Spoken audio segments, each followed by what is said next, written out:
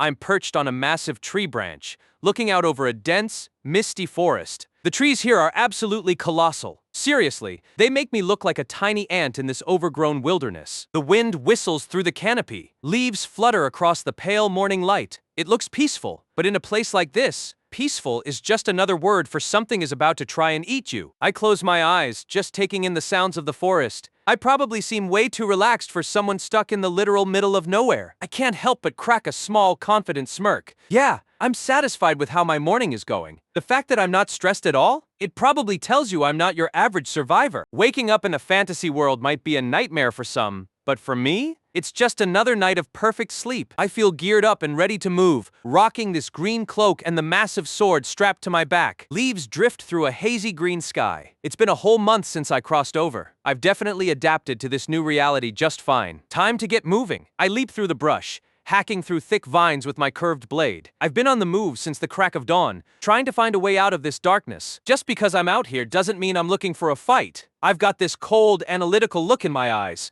It's all about pure efficiency. I have to make it clear in my own mind, I don't go hunting just for the sake of it. Risking your life for fun is a one-way ticket to a shallow grave, and I'm way too smart for that. There's the aftermath of a brief scuffle, a monstrous bat creature lying dead at my feet. I'm clearly capable, but I only engage when it's absolutely necessary. I'm hiding behind a tree, staying low. My heart's beating fast, you could probably hear it thumping in my chest. You have to know when to be the predator, and when to be the ghost. There. I leap into action, delivering a brutal vertical slash that cleaves a flying monster right down the middle. One swing, one kill, I don't miss. I find what I'm really after, a glowing blue crystalline core hidden inside the monster's remains. This is essence, and it's the key to my survival. Most people would probably cook the meat, but I just bite right into the glowing core. I'm literally consuming the monster's essence to gain its power. I can feel a bit of monster juice still on my face as my eyes glow a faint red. I confirm it to myself again. Eating these cores gives me a chance to steal the monster's abilities. Sitting high up in the trees, I realize that adapting to this world has become way easier since I started this monster diet. I'm basically a human sponge for power. I noticed something interesting on my own gear, a worn leather pouch or token. I'm starting to piece together the identity of the person whose body I now inhabit. I pull out a bronze identification tag and realize I can actually read the writing on it. This body belonged to a third-class mercenary. That explains the combat skills. The tag has a bird-like emblem and some strange runic lettering. It's the first real clue I've found about the society that exists outside this forest. I stare intensely at the token, my mind racing. If mercenaries exist, that means there has to be a civilization, or at least a town, somewhere nearby. And my theory is proven right. A literal light at the end of the tunnel. I see a break in the dense trees, and my hope starts to climb. The sunlight pours through the clearing, illuminating the path ahead. I think I've finally found people, but I probably shouldn't celebrate just yet. I stop dead in my tracks. My expression shifts from hope to sudden alarm. I've spotted something on the ground that definitely shouldn't be in a natural forest. Right in front of me, a massive, jagged metal bear trap is hidden in the grass. This isn't just a sign of people, it's a sign of someone who really doesn't want visitors. I get a closer look at the trap. Heavy chains, rusted teeth. One wrong step and my journey would have ended right there. I look around cautiously. If there are traps,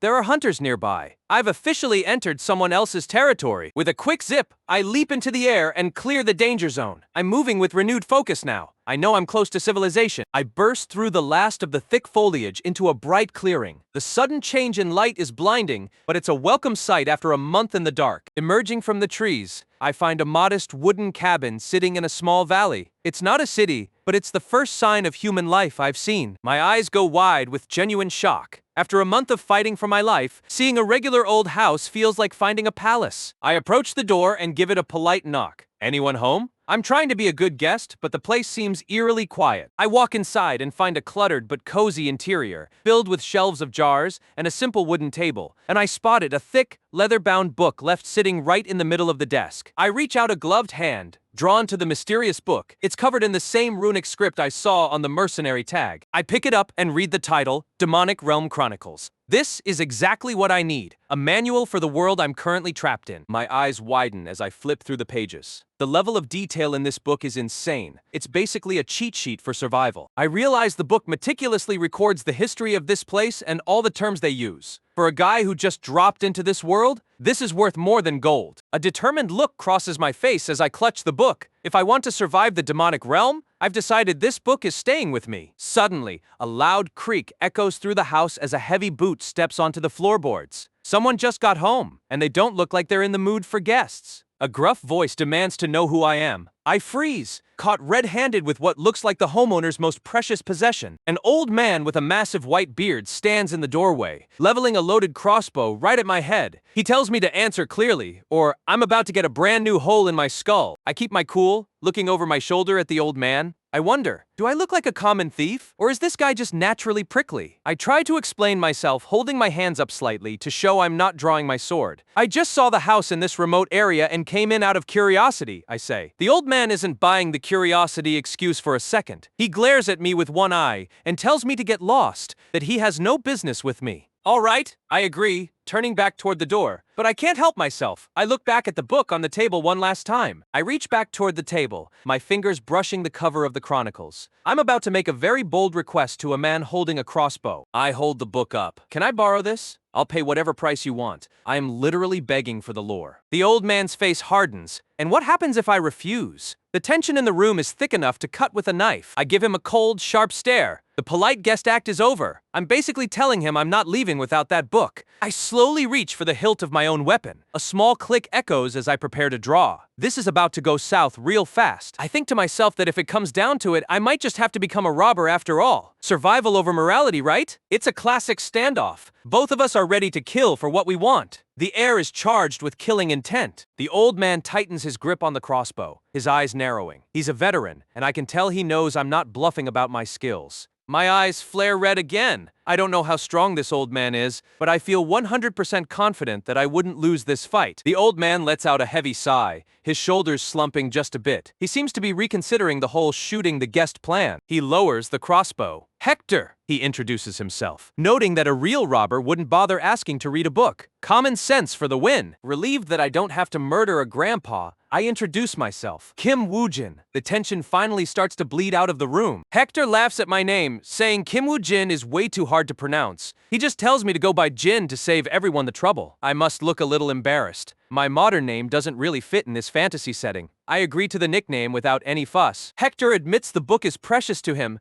so he won't let it leave the house. But if I want to read it, I'm welcome to stay for a while. In exchange for the library card, Hector asks me to help out with some simple chores around the cabin. I bow deeply, genuinely thankful for the hospitality. The house looks much more inviting under the moonlight. It's gone from a potential murder scene to a temporary home for me. Inside, a pot of hearty stew bubbles over the fire. You can practically smell the vibe shift from survival horror to slice of life. Hector sits across from me, telling me to eat up. For a guy who threatened to shoot me 5 minutes ago, he's actually pretty nice. I take a bite and I'm nearly moved to tears. Warm soup after a month of eating monster cores and raw survival rations? I'm in heaven. I think to myself that Hector might actually be an angel in disguise. Good food truly is the way to a mercenary's heart. The next morning, Hector gears up to head out. I ask if he's going hunting again, and he warns me that today's trip might take quite a while. Hector explains his mission. He's out to take revenge on the specific monster that killed his old comrades. A classic grudge match. I watch him go, noticing how nervous the old man looks despite his strength. This monster must be a real nightmare if it's got a veteran like Hector shaking. Hector walks out into the bright morning,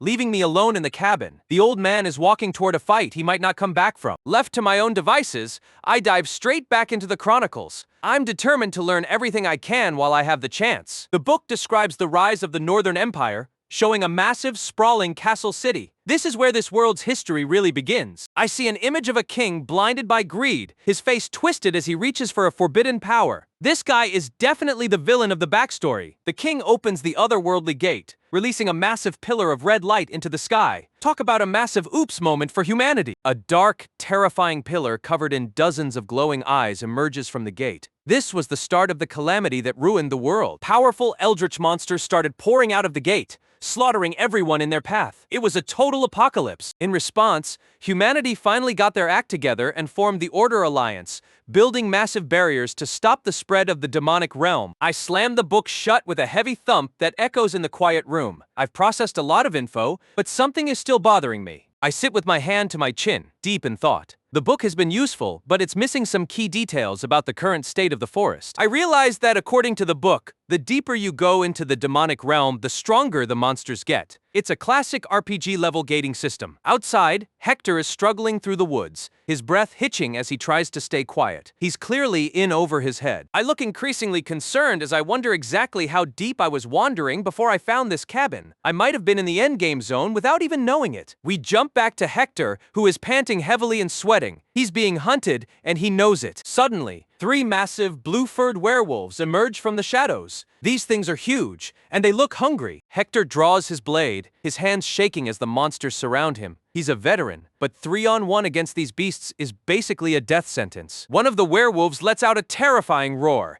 its jaws snapping inches from Hector's face. They're playing with their food. Hector tries to keep his footing, his boots sliding in the mud as he readies his crossbow. He's not going down without a fight. He fires off a series of glowing arrows, trying to thin the pack. He's accurate, but these monsters are fast, way too fast. The werewolves dodge his shots and close the distance in an instant, their claws tearing up the earth as they pounce. Hector grits his teeth, cursing his luck. He's reached his limit, and the monsters are closing in for the final kill. Just as the lead wolf is about to strike, a dark figure appears in the distance, walking calmly into the clearing. Looks like I've finally arrived. I walk forward with a massive, heavy blade in my hand, my eyes glowing a menacing red. I don't look like I'm here to talk. Hector screams at me to run, terrified that I'm just going to get myself killed. He yells that it's dangerous, but I'm not listening. I ignore the warning and leap into the air, moving with a speed that Hector can barely track. I'm a total blur of motion. Hector stares in pure shock, his jaw dropping as he watches the rookie mercenary move like a seasoned master. I get a close-up mid-flight, my expression cold and focused. I've already calculated exactly how this fight is going to end. A werewolf's giant claw slams into the ground where I was standing a millisecond ago. The impact sends dirt and grass flying everywhere. I am already high above the monster, silhouetted against the bright forest canopy. I'm looking down on the beast like it's nothing. The werewolf swipes upward with a massive blue claw, but I effortlessly twist my body in midair to dodge the strike. With a series of lightning-fast slashes,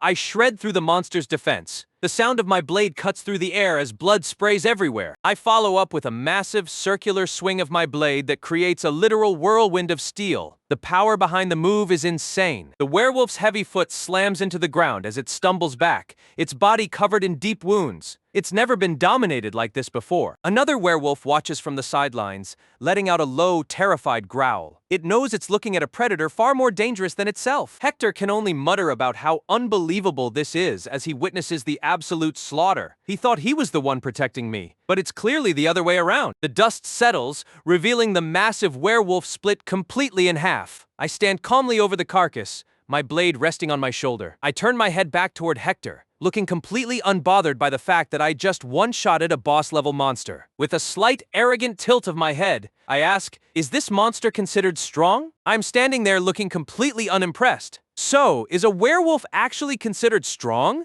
Hector looks back at me like I've grown a second head, baffled by the question. Hector's face is dead serious. He confirms that, yeah, they are incredibly strong, definitely not something a regular person should be casual about. I just give a simple I see, my expression not changing a bit. It's hard to tell if I'm actually listening or just being a typical arrogant protagonist. I look out over the clearing where a massive pack of werewolves is starting to emerge from the trees. I decide I'll hear the rest of the details after I finish dealing with the rest of them. A close-up of the pack shows them snarling and growling, eyes glowing with hunger. They've caught the scent of human prey, and they're moving in for the kill. I stare them down, my eyes flaring a dangerous red. I estimate there are about 40 of them, just enough to be a problem if I get careless. Instead of charging into the middle of the horde, I decide on a more surgical approach. I figure if I take out the second in command, it'll shatter the rest of the pack's morale. I narrow my eyes, scanning the pack with a cold, analytical gaze. I'm looking for the strongest link in their chain so I can break it. I spot it, a werewolf with an exceptionally large build standing right at the front. That's my target, the alpha of this specific group. I grip my sword hilt,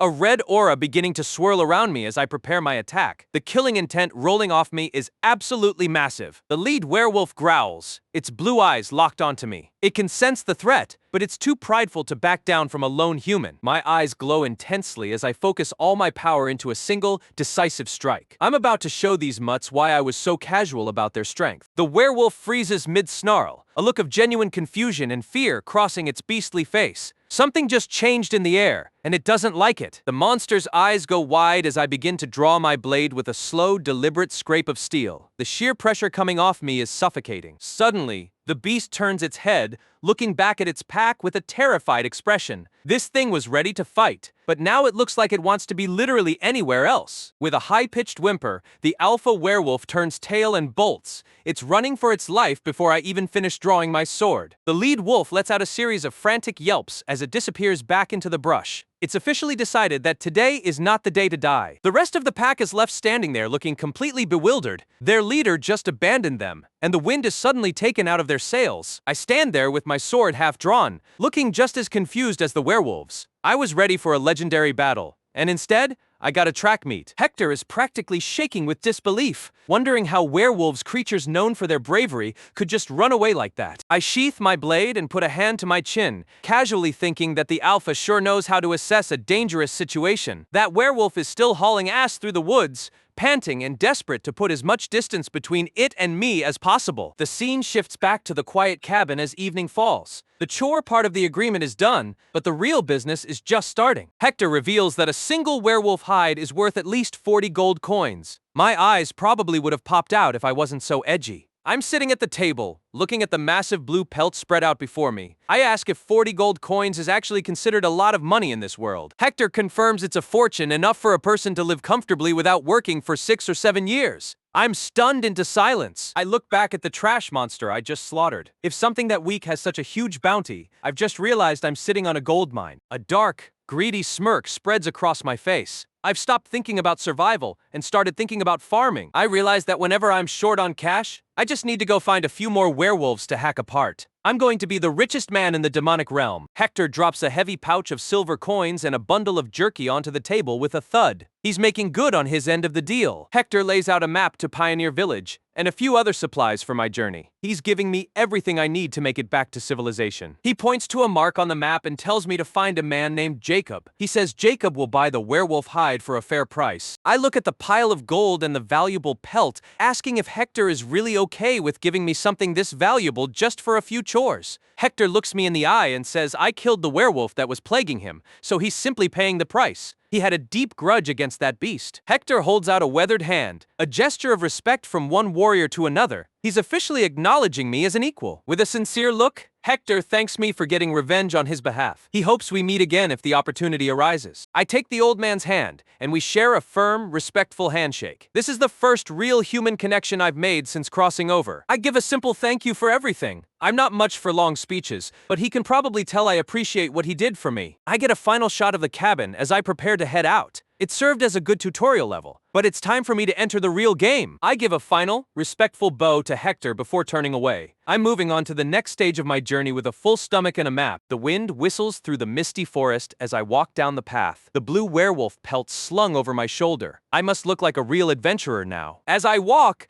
I see a small, red fox-like creature with 2 tails watching me from a nearby rock. It seems I'm being followed, whether I know it or not. The creature, a scout wolf, sits perched high above, its blue eyes tracking my every move. This doesn't look like a coincidence. It lets out a low, menacing growl as it watches me walk toward the village. It's a lot smaller than the werewolves, but it looks way more intelligent. The scene opens up to a wide shot of Pioneer Village. It's a fortified settlement with high wooden walls, looking like a proper frontier town. I arrive at the gates, taking in the sights. I'm impressed by how well-stocked and bustling the town looks for being so remote. I walk through the gate, passing a guard with a spear. I can feel the eyes of the townsfolk on me immediately. As I walk down the main street, the atmosphere is heavy. This isn't exactly a warm welcome. Everyone looks like they're waiting for trouble to start. I notice the suspicious glares from a couple of muscular dudes by the side of the road. I wonder if it's just because I'm a new face in town. I walk past them, realizing that everyone in this town is on high alert. It's a tense, nervous energy that you only find in places where death is a neighbor. The town's alleyways are dark and cramped, filled with the same desperate-looking mercenaries. In a world like this, the only thing more dangerous than monsters is people. I find the tavern Hector told me about, its sign showing a mug of beer and some crossbones. Looks like exactly the kind of place where a man named Jacob would hang out. I step inside and find a crowded, rowdy room filled with smoke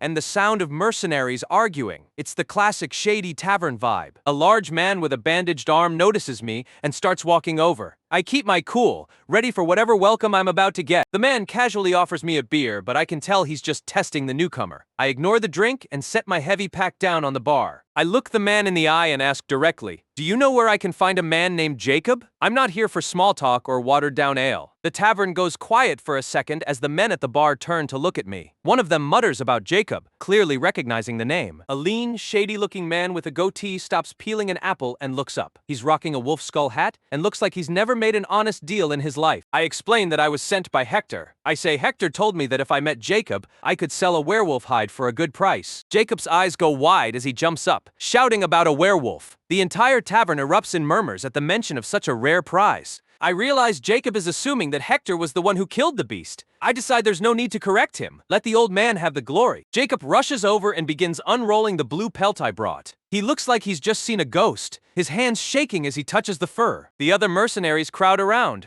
whispering about whether old man Hector actually managed to pull it off. They're stunned that the old-timer had it in him. A greedy, twisted smirk crawls across Jacob's face. He's already stopped thinking about Hector and started thinking about how much he can flip this for. He lets out a dark chuckle, looking down at the hide. He mutters, "Just as I expected, though I can tell he's planning something nasty." He looks up at me, and his expression is pure villainy. This guy isn't just a merchant. He's a predator who just spotted easy prey. I keep my voice low and dangerous. "What exactly do you think you're doing? I can sense the trap closing in around me." Jacob pulls the wolf skull hood over his head and tells me to get lost while he's asking nicely. He's literally trying to rob me in broad daylight. I stay surprisingly calm, noting to myself that scammer faces don't lie. Looks like Hector made a mistake trusting this scumbag. Jacob leans in close, his face twisted as he explains that supplying Hector was a loss for him. He claims he's just making an investment now. He tells me that he needs this hide to make up for all the losses he's accumulated. It's that classic "I'm a victim, so I get to steal" logic. My eyes flare red as I look at the ground, seriously considering just killing the man right there. Should I just kill him? I decide against it. I can't kill a person over a mere hide. I might be a mercenary, but I am not a murderer. At least, not yet. Suddenly,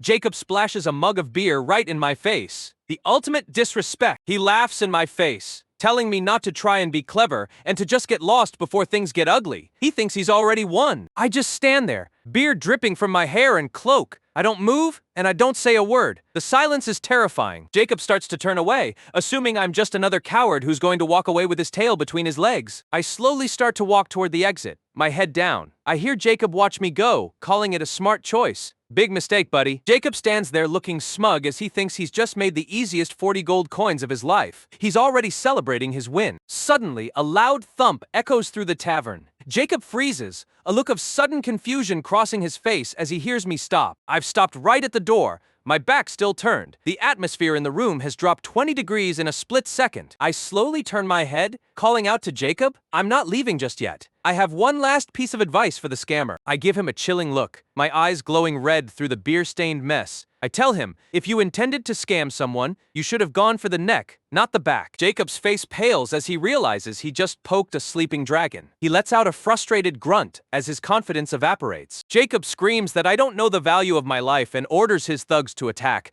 It's officially a bar fight. 3 massive thugs lunge at me with swords drawn, screaming at me to die. They think they can just overwhelm me with numbers. I keep my cool as I watch them come. I think to myself that guys like these won't give me any guilt even if I kill them. One thug swings a massive downward slash, but I'm already moving. I'm a total blur, dodging the attack with inches to spare. Another thug tries to block my counter, his eyes wide as he realizes how much power is behind my swing. He realizes too late that I'm actually strong. My expression is cold and deadly as I prepare to finish the fight. I'm done being the polite guest. With a quick slash, I deliver a lightning-fast horizontal strike that catches 2 thugs at once. Blood sprays across the floor as they collapse. The third thug swings a massive axe, but I just duck under it with ease. I'm moving so fast it's like I'm playing with them. I counter with a brutal vertical strike that cleaves through a wooden table and the guy behind it. The tavern is being torn apart. I land a heavy kick on a thug's shield, the impact sending the man flying backward through a pile of crates. A massive boom echoes through the tavern as I slam another thug into a support pillar. The whole building shakes from the force. One of the thugs looks on in pure terror, shouting in fear as he realizes all his buddies just got wrecked in 5 seconds. I swing my sword again, the blade letting out a low hum as it cuts through the air. I'm not stopping until this room is empty. I deliver a devastating circular slash that creates a whirlwind of steel. Another thug is sent tumbling over the bar with a sickening crunch. I stand in the middle of the carnage, my face splattered with blood and my eyes glowing a menacing red. I must look like a demon from the realm I just came from. Jacob is cowering in the corner, holding his wolf skull hat. He's trembling and wondering where this monster just popped out from. He realizes there's no way he wouldn't know a fighter this strong if they were from around here. He's finally understood that he picked a fight with the wrong guy. I lunge forward again, delivering a series of rapid-fire stabs that are too fast for the human eye to track. One thug tries to tackle me, but I just sidestep and deliver a brutal elbow to the back of the guy's neck. I'm taking them out with zero effort. I land a heavy punch right into a thug's gut, the impact sending a shockwave through the man's body. A pained grunt is all the guy can manage. Another thug is pinned against the wall as blood sprays from a deep wound. I am systematically dismantling Jacob's entire crew. I finish the last of the active fighters with a powerful roundhouse kick that sends them crashing into the tavern's glassware. I stand alone in the center of the room, surrounded by unconscious or dying thugs. I'm the only one left standing, and I've barely broken a sweat. I get a close-up of my face, my expression hardened and my red eye glowing intensely. I've fully embraced my role as the apex predator of this tavern. Jacob loses his mind, screaming in frustration as he tells everyone else to run for their lives. He's officially forfeited the hide. The remaining mercenaries bolt for the door, tripping over themselves in their rush to get away from the monster kid. A massive crash echoes as one guy jumps through a window to escape. The tavern is a total disaster zone, but I don't care. Jacob is crawling on the ground, desperately trying to reach the door. He's looking over his shoulder, expecting a sword through his back at any second. Suddenly, Jacob freezes, his eyes nearly popping out of his head. He stutters in shock, looking at something just outside the door. Outside, a massive red wolf with glowing blue eyes has appeared in the middle of the village. It's growling, and it looks like it's looking for something, or someone. I step out onto the street, my sword still in hand. I look down at Jacob, who is practically begging for his life now. I look toward the red wolf, which is standing its ground in the middle of the square. The creature lets out a deep, rumbling thump as it steps forward. I look genuinely confused for a second. I stare at the beast and ask, "Is that you, Scout Wolf?" The wolf lets out a series of frantic barks, its blue eyes locked onto me. It doesn't look like it's attacking, it looks like it's trying to say something. My expression softens just a tiny bit as I realize I've seen this creature before. I'm wondering why it followed me all the way to the village. The wolf looks at me with an expression that's surprisingly human. It's like it's waiting for permission to approach. My red eyes flare as I ask the wolf, "Did you come here because you want to die too?" I'm not in the mood for any more monster trouble today. The wolf freezes, a look of pure shock and terror crossing its face. It realized it just threatened the one person it should have been sucking up to. Suddenly, the beast drops to the ground with a thud and starts whimpering. It's gone from a predator to a submissive puppy in half a second. It starts panting and wagging its tails, rolling over to show its belly. I just stand there with a confused look, completely baffled. The wolf is now rubbing its head against my leg and panting like a golden retriever. The townspeople are staring in total disbelief. The thugs who are running away stop and look back, their faces twisted in confusion. They have no idea how this legendary monster just became a household pet. I look down with total disgust, wondering what's with this mutt-like behavior. I was ready for a boss fight, not a new best friend. The wolf continues to pant and act adorable, its tongue hanging out as it looks up at me with big, soulful eyes. It's officially the village's weirdest mascot. One of the thugs tries to sneak away while I'm distracted, but my gaze snaps back toward them. I'm not done with them yet. I point a gloved finger at the fleeing thugs and give a single, cold command. Bite! The red wolf instantly transforms. Its fur stands on end, its eyes glow a fierce blue,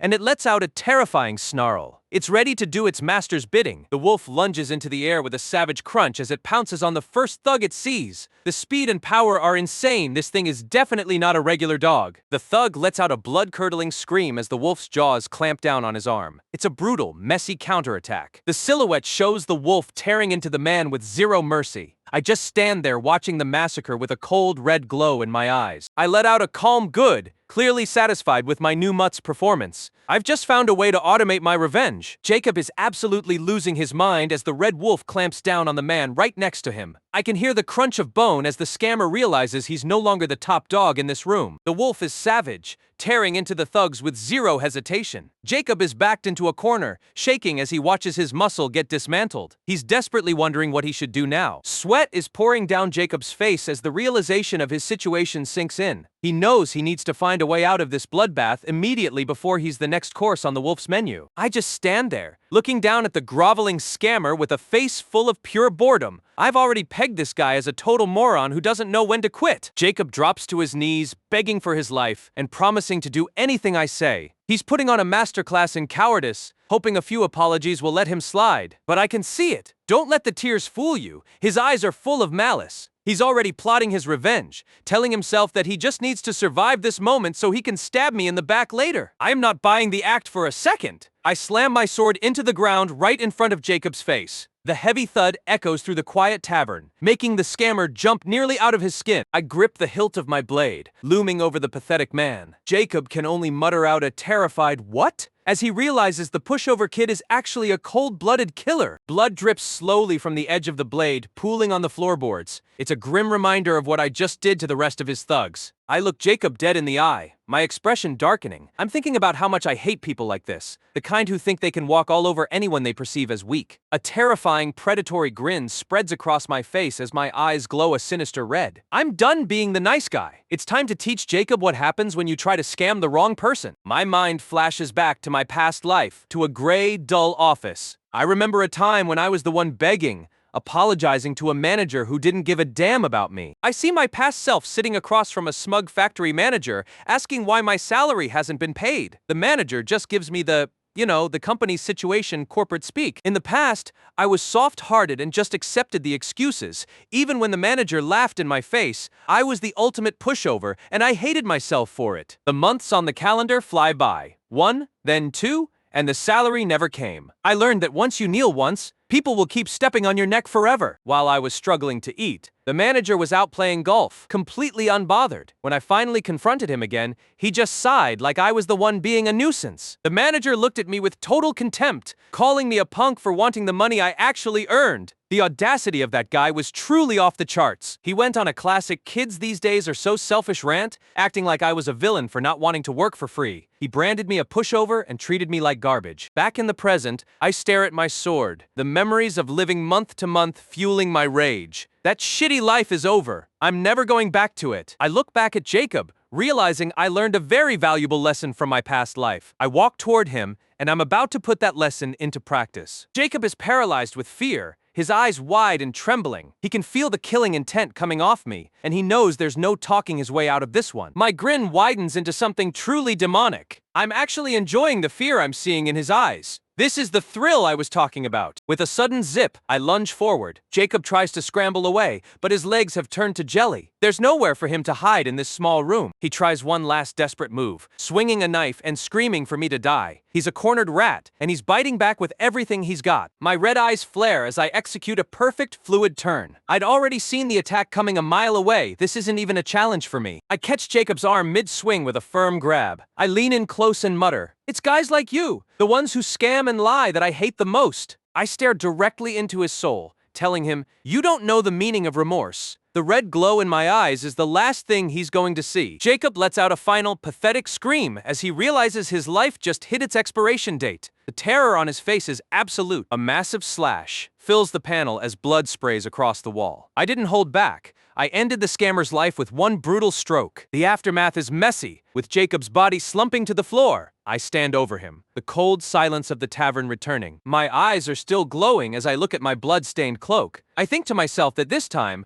I will never be taken for a pushover again. I casually wipe the blood off my blade with a piece of cloth. I'm surprisingly calm for someone who just finished a massacre, which is a little concerning. I look off to the side, my expression returning to its usual stoic mask. Now then, I say, my business in this tavern is finally concluded. I turn my attention to the mutt standing behind me. The red wolf is watching me curiously, wondering what my next move is. The wolf walks over and drops a heavy leather pouch of gold coins right at my feet with a thud. It seems the beast was doing some looting while I was busy. I looked down at the pile of gold spilling out of the bag. I let out a realizing I just went from broke to wealthy in a single afternoon. I holster my weapon and look at the red wolf. I'm trying to decide what to do with a monster that seems to have developed a crush on me. I look the wolf in the eye and ask, "Want to tag along?" The wolf responds with a curious tilt of its head and a little whimper. The beast nuzzles against me, acting more like a puppy than a deadly predator. It's a weirdly wholesome moment in a room full of bodies. I reach out and pat the wolf's head, feeling its thick red fur. I'm starting to realize that having a giant monster as a bodyguard might actually be useful. A small, genuine smile crosses my face. I've finally found something in this world that isn't trying to scam me or kill me. I ruffle the wolf's ears and call it a clever thing. I've officially adopted my first companion in the demonic realm. I tell the mutt that we're going to get along from now on. I've got money, a weapon, and a monster pet. Things are finally looking up. The title card appears over a shot of a massive fortified city in the distance. This is 5th Pioneer City, and it's a whole different level compared to the small village. The clouds drift lazily over the city walls as a new day begins. The peaceful morning sky is a sharp contrast to the violence of the night before. Inside an inn, I'm waking up in a real soft bed for the first time in a month. The red wolf is curled up on the floor right next to me, still sound asleep. I crack a small smirk as I reflect on my perfect deep sleep. Having money definitely makes surviving a lot more comfortable. I stretch my arms over my head, feeling refreshed and ready for the day. I feel so good I could practically fly. I head outside to wash up, scrubbing the last of the tavern's blood and grime off my skin. I look a lot less like a wandering hobo now. I let out a long sigh of relief as I dry my hair. I'm looking much more like the third-class mercenary I'm supposed to be. I stop and stare at my hands, realizing that I just killed people for the first time. And not just one, but many. I look out over the landscape, questioning why I don't feel any guilt about the lives I took. I'm worried I'm losing my humanity. I wonder if it's just because they were scum who deserved it. But then I remember the actual fight. The emotion I felt wasn't justice. A flashback to the tavern shows me mid-swing, eyes glowing. I have to admit, what I felt in that moment was a thrill, the same one I get from hunting monsters. I put a hand over my heart, which is thumping with excitement just thinking about it. I realize there's something definitely inside me that is starting to change. I look at my scarred arms, wondering if I'm cursed or if this world is just rewriting my soul. I am becoming a true predator. I sigh and look at the sky, deciding that as long as I'm surviving, it doesn't really matter. Is that good enough? I ask myself. I set off with the red wolf at my side, my cloak billowing in the wind. I've decided I won't suffer any more absurdity, and I'm going to live a life of abundance. With a determined smirk, I vow to simply enjoy the present. I'm officially done worrying about the why, and I'm focused on the what's next. I approach the massive gates of the city, the red wolf trotting along. My first goal for the day is to sell the werewolf pelt and officially get paid. I tell the mutt to stay nearby, but keep out of sight. A giant monster wolf walking through the city streets would probably cause a riot. I walk through the bustling city streets, looking for a specific building. According to the chronicles, I need to visit the Order Alliance to collect bounties. I spot a large stone building with the Alliance's banner flying high. I wonder if it's a bit much to keep calling the wolf Mutt, but I don't have a better name for it yet. The Order Alliance branch is a series of massive white towers that loom over the rest of the city. It's a display of power and wealth that I find pretty impressive. On a balcony, a tired-looking official in red robes is yawning and stretching. It seems even in a fantasy world, government jobs are pretty boring. I step up to a service window and ask, "Is this the Order Alliance?" The official stops mid-yawn looking bored as he greets me. Without a word, I slam the heavy, rolled-up blue pelt onto the counter with a loud thud. The official looks at the bundle with a confused expression. I tell him I'm there to collect a monster bounty. I'm keeping it brief and professional. Just want to get my money and get out. The official pokes at the fur, sounding skeptical. He tells me that dog skin isn't worth anything and that this isn't a place for pranks. He's clearly not a field agent. The official suddenly stops, his eyes going wide as he looks closer at the texture and color of the fur. He mutters for me to wait a moment, his boredom vanishing. He grabs the pelt and unfurls it, gasping in shock. He screams that it's a werewolf pelt, attracting the attention of everyone in the hall. The official looks up at me, sweating and shaking. He asks if I caught this myself, his voice full of newfound respect and fear. I just give a cool yeah, as if I'm just talking about the weather. I'm not interested in the drama. I am led into a private high-end meeting room with a massive wooden table. The Alliance clearly treats high-level monster hunters with luxury. A more senior official enters the room carrying a large ornate bag. He apologizes for the wait, explaining they had to verify that such a perfect pelt was real. He sets a heavy sack of gold on the table, the coins clinking together. He says that the reward is here,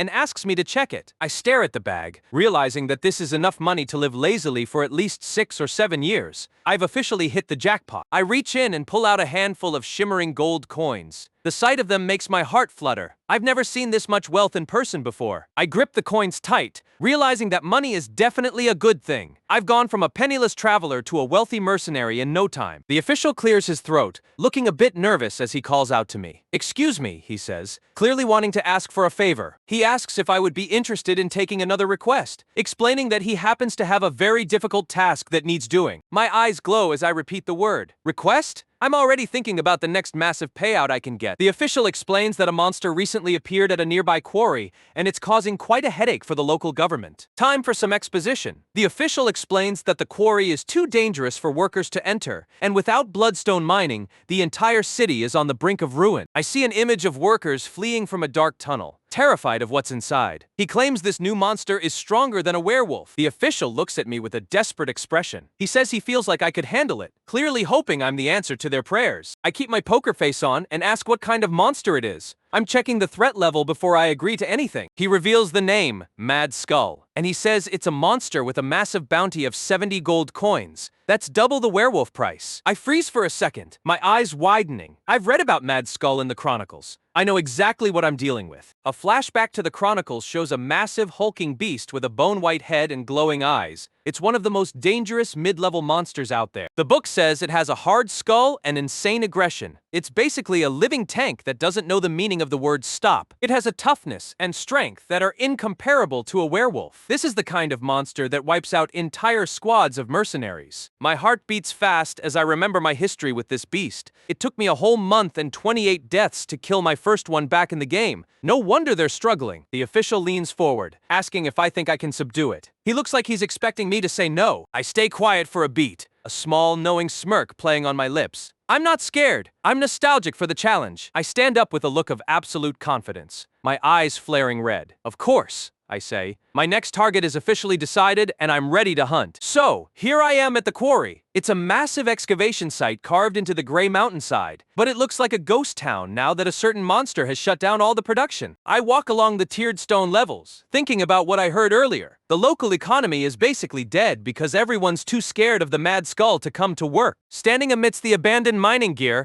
I'm ready to wrap this up. I think to myself it's best to finish the job quickly. This definitely isn't the kind of place you want to hang out in for long. Suddenly, a voice rings out from above, shouting for me to wait. I look up, a bit annoyed that my solo hunt is being interrupted. I am met by a group of mercenaries, led by a guy with red hair and a purple headband. This dude tells me to wait my turn, claiming they arrived first and were already prepping for battle. I give him a look of pure, "Are you serious right now?" I'm thinking, since when did monster hunting become a DMV line where you have to take a number? The red-haired guy, Jonathan, just laughs it off, looking surprisingly chill. He doesn't seem to realize that I could probably solo the monster while they're still putting on their armor. Jonathan shifts gears and starts trying to recruit me on the spot. He's putting on a friendly act, but I can tell he's just looking for extra muscle. I weigh my options. If I wait, and they actually win, it's a massive waste of my time. But I also don't feel like starting a fight with other humans over the order of the hunt. Jonathan keeps talking, laughing as he suggests it might be better to just work together. He's even willing to share the loot, which is a pretty big offer for a mercenary captain. My expression darkens as I remember guys like Jacob. I've got zero trust for anyone in this world, and I'm wondering what this guy's real angle is. I call him out. Why do you want to bring a stranger along when you already have plenty of people? I'm smelling a rat, and I'm not afraid to say it. Jonathan laughs and admits it's embarrassing, but he claims he prioritizes safety over performance. He basically says more bodies equals less chance of his own guys dying. He looks me in the eye with a serious expression, telling me he thinks it would be a big help if I joined. He's really selling the teamwork makes the dream work vibe. I notice he's switched to formal speech, which usually means he's talking to someone he considers a threat. I think to myself, these guys are fundamentally weak against the strong. Jonathan's eyes widen as he points to the ground behind me. He's just noticed the massive red wolf that's been following me around like a shadow. A beautiful blonde woman named Claire walks up and starts petting Mutt. She notes that wolf monsters are known for being independent and nearly impossible to tame, which makes my pet very impressive. I look back at Mutt, clearly annoyed. I told the Mutt to stay hidden, so I'm wondering exactly when the beast decided to pop out and blow my cover. Claire offers Mutt a large piece of meat, and the wolf devours it instantly. Mutt is basically being bribed into being a good boy by the pretty lady. Mutt looks up at me with a piece of meat still in its mouth, looking slightly guilty. It's the don't be mad face of a monster who just couldn't resist a free snack. The wolf drops a partially eaten piece of meat right at my feet with a thud. It's like a cat bringing a dead mouse to its owner, but much grosser. Mutt looks at me expectantly, and I'm just standing there with a blank stare. The wolf is literally trying to feed me like I'm a helpless cub. I look absolutely offended, my eyes narrowing. I'm wondering, what does this mutt take me for? A scavenger. The meat on the ground starts to shimmer with a golden light. Even though it's been on the dirt, it looks way more delicious than anything I've eaten in weeks. I let out a visible gulp as I stare at the food. My stomach is officially betraying my pride,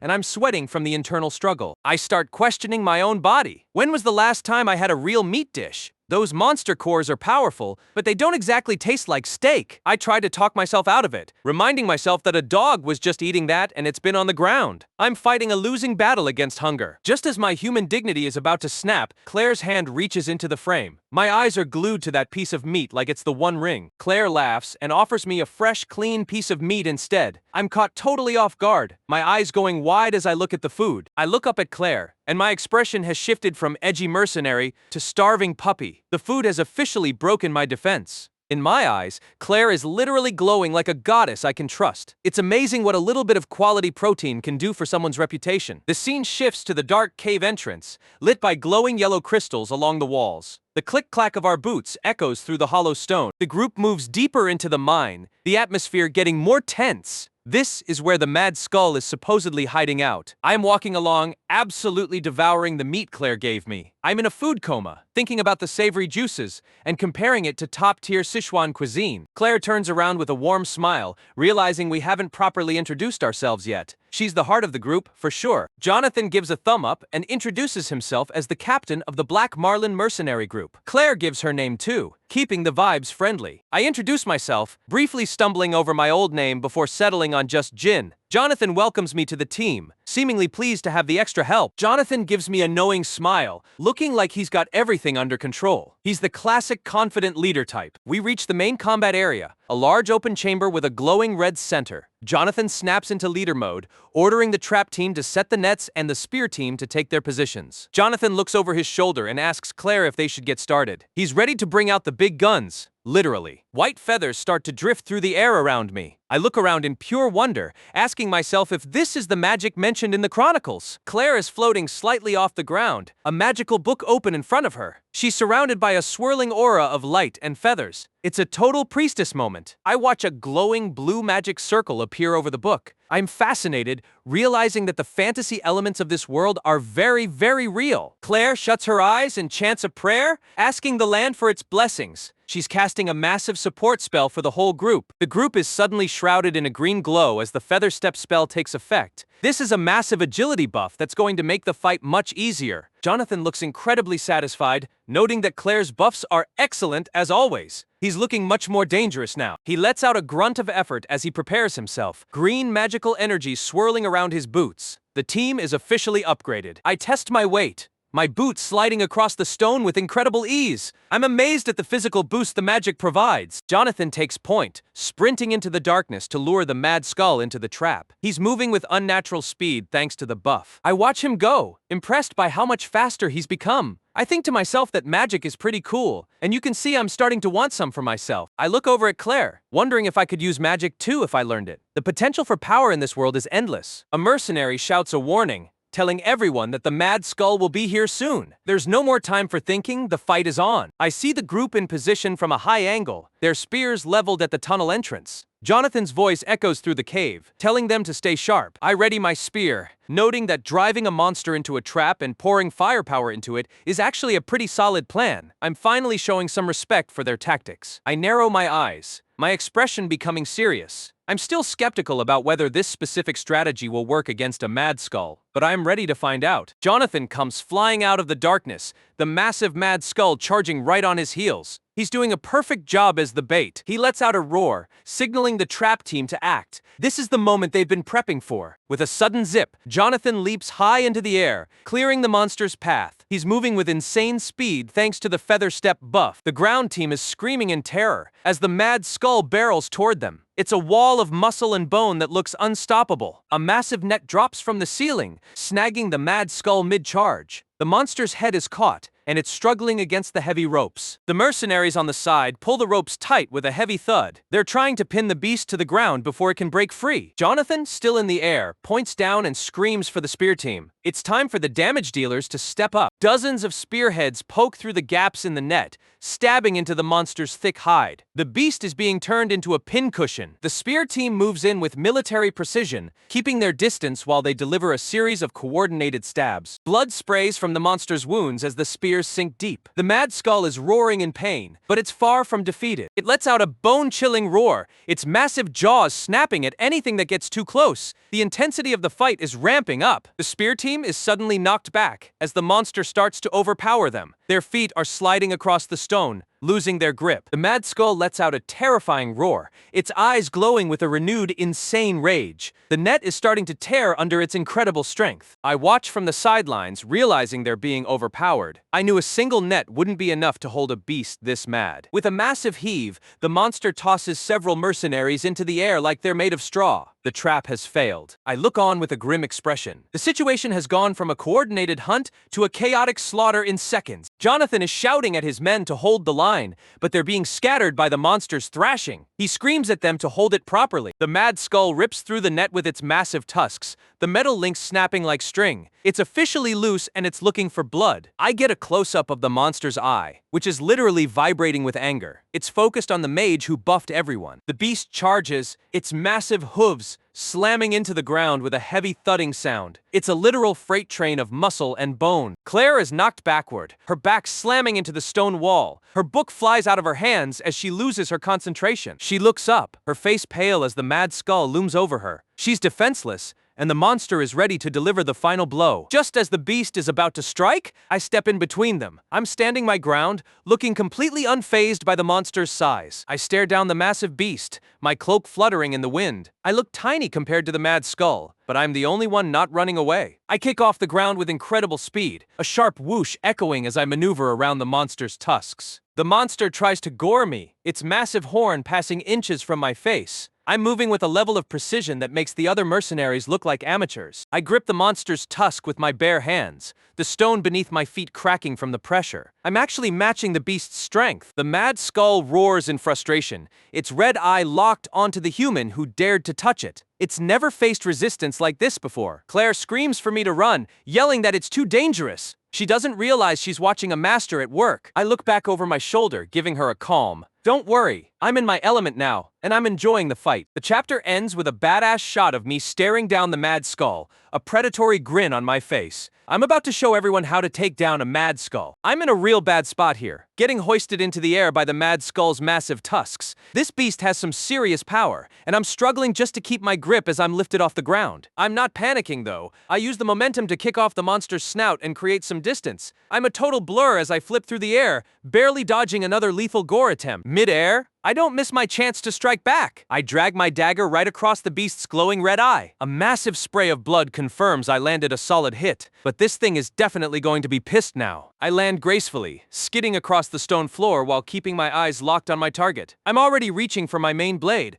realizing that small cuts aren't going to end this fight. I stand my ground as the mad skull looms over me, a massive wall of muscle and bone-white armor. I think to myself that I really underestimated just how much raw power this pig actually has. Standing tall, I grip my sword with both hands, my expression hardening as I prepare for the next round. I know if I make one more mistake, I'm going to be nothing more than a stain on the cave floor. The mad skull lets out a bone-chilling roar, blood still leaking from its wounded eye. It's absolutely losing its mind, ready to flatten anything in its path. I let out a ragged breath, admitting to myself that I let my guard down for a second too long. The pressure in the room is rising, and I'm feeling the weight of the battle. Suddenly, glowing blue feathers start drifting through the air around me. I look up, surprised by the sudden magical light. Looks like I'm about to get some unexpected backup. Claire is standing back, casting a massive support spell to help me out. She shouts, I'll help too. As a swirl of green mana begins to wrap around my body, I can feel the magic working immediately. My body suddenly feels much lighter. I compare it to finally putting down a 30-kilo pack I've been carrying around all day. With a confident smirk, I realize that with this buff, I can take this thing down much more easily. I'm ready to show this overgrown hog exactly why I'm the protagonist. Jonathan and the rest of the crew start rushing forward, but I shut them down instantly. I yell at them to stay back, wanting to keep the area clear for my solo play. Jonathan skids to a halt, looking a bit shocked that I'm refusing help. He tells his men to hold their positions, looks like they're just gonna watch the show for now. I prepare to launch myself back into the fray, my cloak swirling with magical feathers. I've got that look in my eyes again, totally focused on the kill. I muttered to myself that it's actually easier to handle a mad skull alone once you know the tricks. I'm glowing with green energy, looking like a total boss. I leap high into the air, looking down at the beast from above. I know exactly what I need to do to shut this monster down for good. The mad skull glares up at me with its remaining eye, foaming at the mouth with rage. To me, it doesn't matter how scary it looks at the end of the day, it's just a big pig. I start moving in circles, taking advantage of the fact that the beast has a really hard time turning quickly. I'm using my speed to turn its massive size against it. I think first, I'll use its own momentum to stop it in its tracks, leading it into a narrow passage. I'm playing it smart, making the monster overcommit to every charge. The mad skull barrels forward, but its foot catches on a loose rock or ledge. It's a total oops moment for the monster as it starts to lose its balance. A close-up shows the beast's heavy hoof slipping on the slick stone. You can almost hear the scrape as it tries to find its footing. With a massive grunt, the mad skull faceplants into a pile of stone debris. It's a huge opening, and I'm not going to let it go to waste. I land nearby, my eyes glowing as I note how effective Claire's magic buff really is. Good, I say. Now for the second step, readying my blade. I explain to myself that those tusks serve the same purpose as human hands. If I take those out, the beast loses its primary way of attacking and defending. I try to hack at the tusks, but they're hard as iron. My sword just bounces off with a clang. I realize I need a different approach if I want to win. I shout, in that case, I'll aim for its weak point, the nose. I lunge forward with a brutal overhead strike, going for the most sensitive spot on the whole monster. My blade bites deep into the beast's snout, and the mad skull lets out a deafening roar of pain. It's clearly on another level compared to the eye injury. Blood sprays everywhere as the monster thrashes in agony. It's a brutal scene, but I'm staying cold and calculated throughout the whole thing. The pain intensifies with every single movement the monster makes. I know it's only a matter of time now before its body just gives up. I deliver a final, massive slash across the creature's chest, blood pouring from the deep wound. This mad skull is officially reaching its limit. With one more horizontal swipe, I cleave through the monster's muscle and bone. The beast can barely even stand now, let alone fight back. The heavy thud of the monster's head hitting the stone echoes through the cave. I stand over it, my blade resting on my shoulder like I've just finished a morning workout. I know I won't be getting another chance to attack, so I prepare to finish the job once and for all. I look down at the beast with zero mercy. I turn away with a cold, terrifying smile on my face, my eyes glowing a menacing red. I've totally embraced the thrill of the hunt. A few seconds later, the rest of the mercenary group arrives at the entrance of the chamber. They're running in, ready for a fight they've already missed. The group stops dead in their tracks, staring in total silence at the aftermath. One of them mutters, "What? What happened here?" Trying to process the level of destruction. Claire and Jonathan look around in pure confusion, trying to find me in the mess. They're definitely not used to seeing a single person wreck a boss monster this quickly. Suddenly, my massive red wolf emerges from the shadows, letting out a low, menacing growl. It's definitely not looking friendly toward the newcomers. Claire and Jonathan jump back, startled by the beast. It seems my mutt is playing the role of bodyguard while I recover. I finally step out from behind the carcass, looking a bit beat up but otherwise fine. The wolf instantly calms down as I approach. Claire runs over,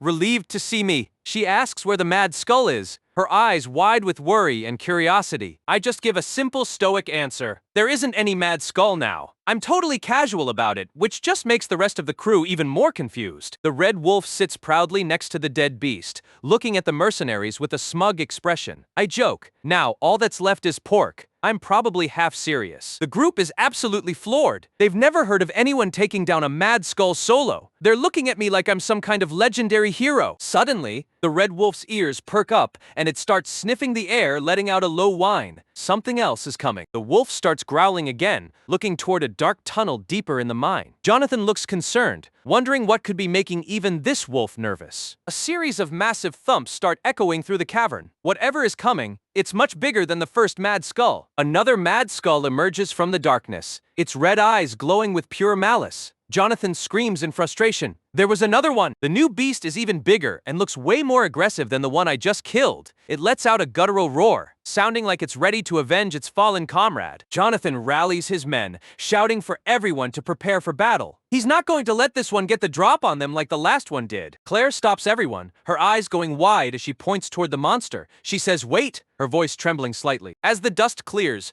two tiny piglets waddle out from behind the massive beast. The terrifying mother monster stops and looks back at its young. The little guys let out some adorable oinks, looking completely unaware of the tense situation. It's a weirdly cute moment in the middle of a monster hunt. The mother beast gives me a long, hard look, letting out a final roar. It's almost like it's making a deal with me to let them leave in peace. The wolf and I just stare back, neither of us making a move. It's a total standoff between me, the predator, and the mother protecting her young. Slowly, the mother Mad Skull turns around and starts leading her piglets back into the dark tunnel. She's decided that fighting me isn't worth the risk to her kids. The group watches in total silence as the massive beasts retreat. The thumping of their footsteps fades away until the cave is quiet again. One of the mercenaries is stunned, asking, "Are they really just leaving?" He repeats the question, unable to believe they caught such a break. Claire looks on with a sad expression, realizing the mother must have been planning to raise her young here in the quiet of the mine. She mutters, "I feel kind of bad." I watch them go, my expression unreadable. I say, "Anyway, I'm glad it left peacefully. We all know I probably could have handled it if I had to." A wide shot of 5th Pioneer City at night shows the town finally at peace. The moon is full and bright, marking the end of a very long day for our crew. The scene shifts to a lively tavern, with warm lights spilling out onto the street. You can hear the sounds of cheering and laughter from inside. The hunt was a success. Jonathan is leading the celebration,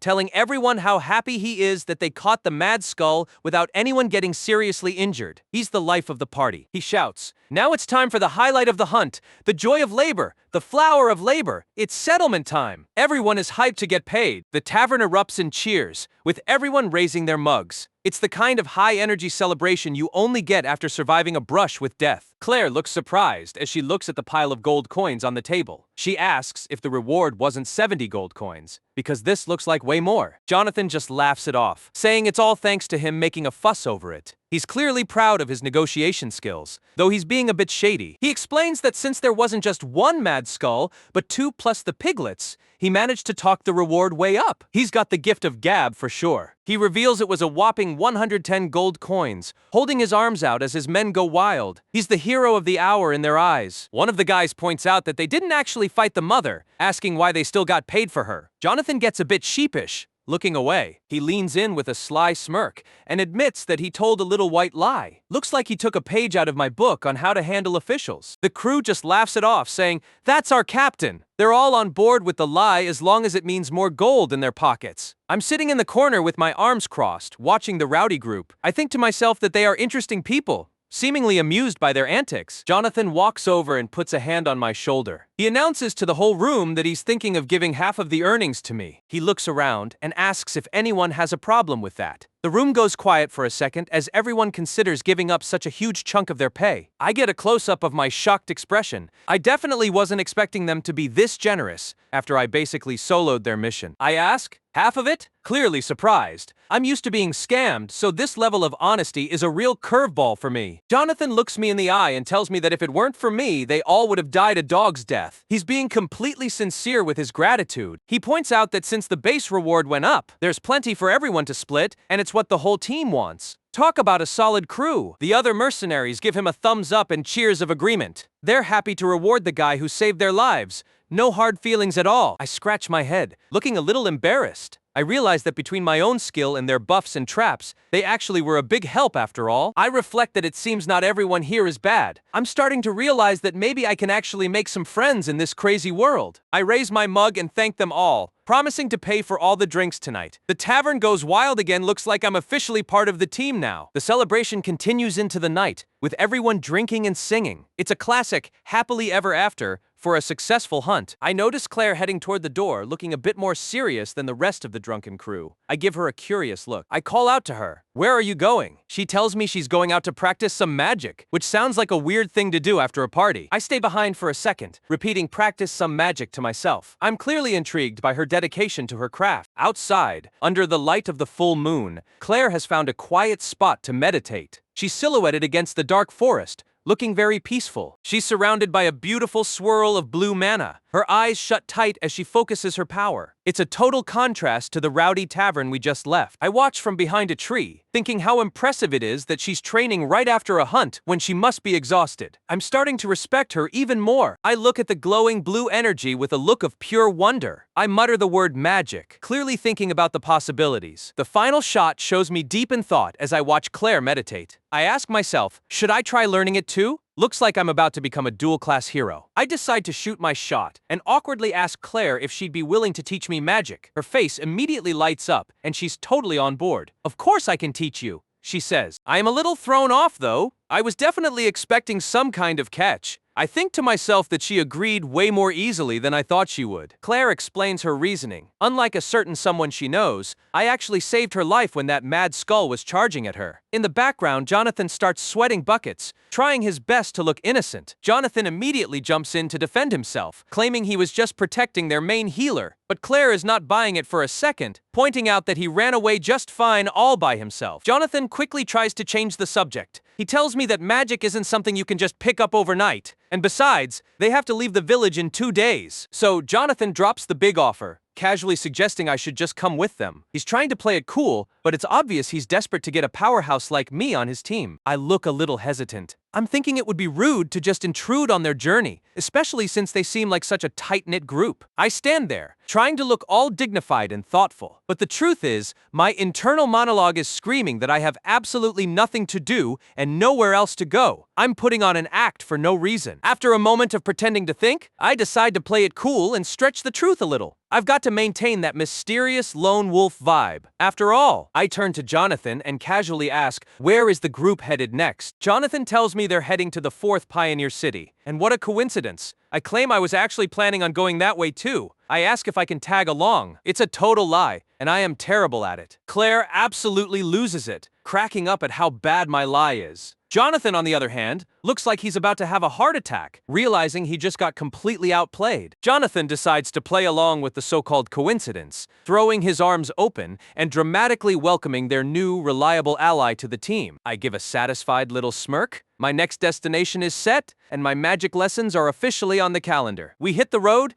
and they are traveling in style, using a massive, armored lizard creature as their main form of transport. Turns out this beast is called a Tarask. It's a magical creature specifically bred for long-distance travel, decked out with thick hide, huge teeth, and carrying a ton of gear. I watch the creature, remembering I've seen it before in the Record of Heroes. I'm seriously impressed, thinking it's absolutely massive. Definitely an upgrade from a horse. Jonathan keeps the group moving, yelling at everyone that they've got a long way to go and need to keep up the pace. That night, under a brilliant full moon, the training begins. A small blue light starts to glow in the darkness of the woods. I am deep in thought, realizing just how hard it is to learn a new skill. There are plenty of reasons why, but the absolute worst part is the constant, grueling repetition. Claire tries to help by creating a small orb of blue light for me to focus on, but I can tell my progress is painfully slow. I'm completely drenched in sweat and look exhausted. I'm thinking that repeating the same thing over and over again just to get past a plateau is an agonizing experience. But then I remember my past. This is a pain I know all too well, a struggle I've endured my entire life just to survive. I grit my teeth, my expression hardening. I decide to let this struggle fuel me, to use this pain to make myself even stronger. I focus my gaze, my mind sharp and clear. I'm determined to keep pushing until I finally break through. And then, it happens. A tiny spark of blue mana suddenly flickers to life right in front of my eyes. I stare in shock, a silent realization hitting me. What I'm seeing is something I'm very, very familiar with. Claire is ecstatic, shouting that I've done it, that I'm finally starting to feel the magic. I'm just stunned, realizing that's what mana feels like. I think back on the process. 10 whole days just to feel that one tiny spark. I have to admit, this magic stuff is seriously difficult. Claire gives me a bit of tough love, admitting I'm a little on the slow side, but she's still impressed, telling me most people go their entire lives without ever sensing mana even once. Claire announces that it's time for the second step, pulling a pouch and some tools out of her bag. She pours a glowing blue liquid into a bowl and then,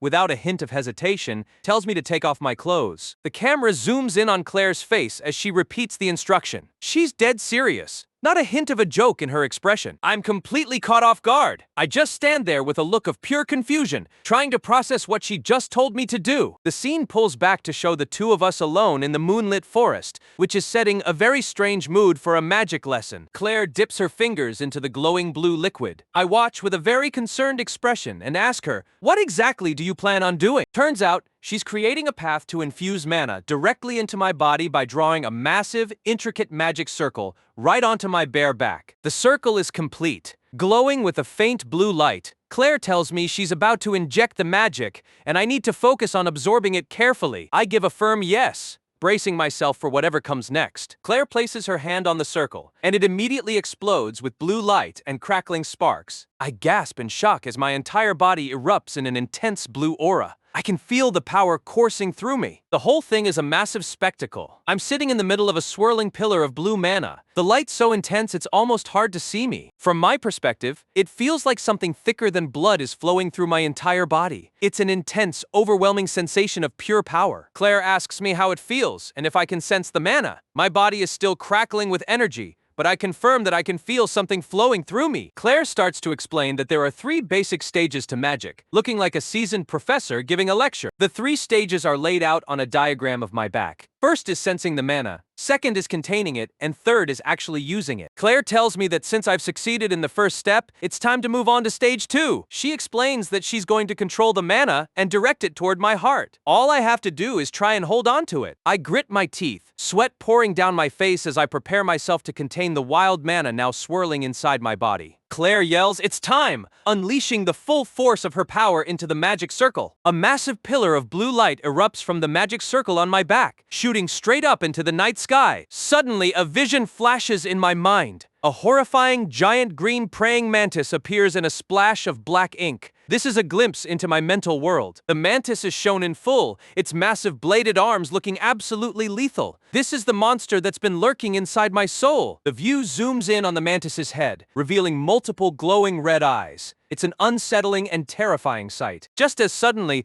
a new vision appears in a splash of ink. A horrifying cluster of glowing red and green eyes stares out from the darkness. And then, something goes horribly wrong. A streak of black energy, looking like a demonic tentacle, shoots out from me and hits Claire right in the head. She gasps in shock as she's engulfed in a chaotic swirl of energy. The ritual has officially gone off the rails. She's physically dragged forward as the blue mana around me transforms into a violent whirlpool, pulling her in. Claire is terrified, screaming that her mana is being absorbed. At this rate, she's going to be completely drained. A blur of red streaks across the scene, and something lands hard on the ground. It's the red wolf. The beast leaped right between a slumped over me and Claire, who's now on the ground. So now there's a red wolf standing between a shirtless, glowing me and a terrified Claire. What a scene! The wolf lets out a low, rumbling growl. The wolf lets out another protective growl, its eyes locked on me as it stands guard over Claire. Claire, looking shaken and drenched in sweat, wonders if the wolf actually sensed she was in danger and came to her rescue. I finally snap out of my trance, looking over at Claire with concern and calling out her name. I ask if she's all right, but Claire is still staring off, her mind reeling. She mutters to herself about what she just witnessed. She realizes that what she saw wasn't just random energy, it was my mental world, a direct reflection of my soul. The image of that terrifying praying mantis flashes in her mind again, a complete world of its own born from my experiences. She thinks about how everyone has their own unique mental world, a reflection of the life they've lived. I just look at her with total confusion, completely unaware that I just projected a giant bug demon straight into her brain. Claire's expression turns deadly serious. Her voice trembles slightly as she asks me to please be honest with her. She finally asks the one question that's been bothering her. She asks if by any chance I've ever consumed a mana core. I look confused for a second, repeating the term mana core like I've never heard it before. Claire shows me a glowing blue orb, a monster's essence. I recognize it immediately. This? I ask, then confirm. Yeah, I've eaten them before. Claire absolutely loses her mind. She grabs me by the collar and screams, demanding to know if I really ate a manicore, and asking when and how many I consumed. My answer is terrifyingly casual. I say I started about 10 years ago, and as for how many, I figure it's probably in the tens of thousands by now. I look at her with genuine confusion, asking, why? Is there some kind of problem? Claire just screams back that of course there's a problem. Claire's lips part as she begins to explain the grim truth about what happens when a human consumes a manicore. The camera closes in on Claire's face,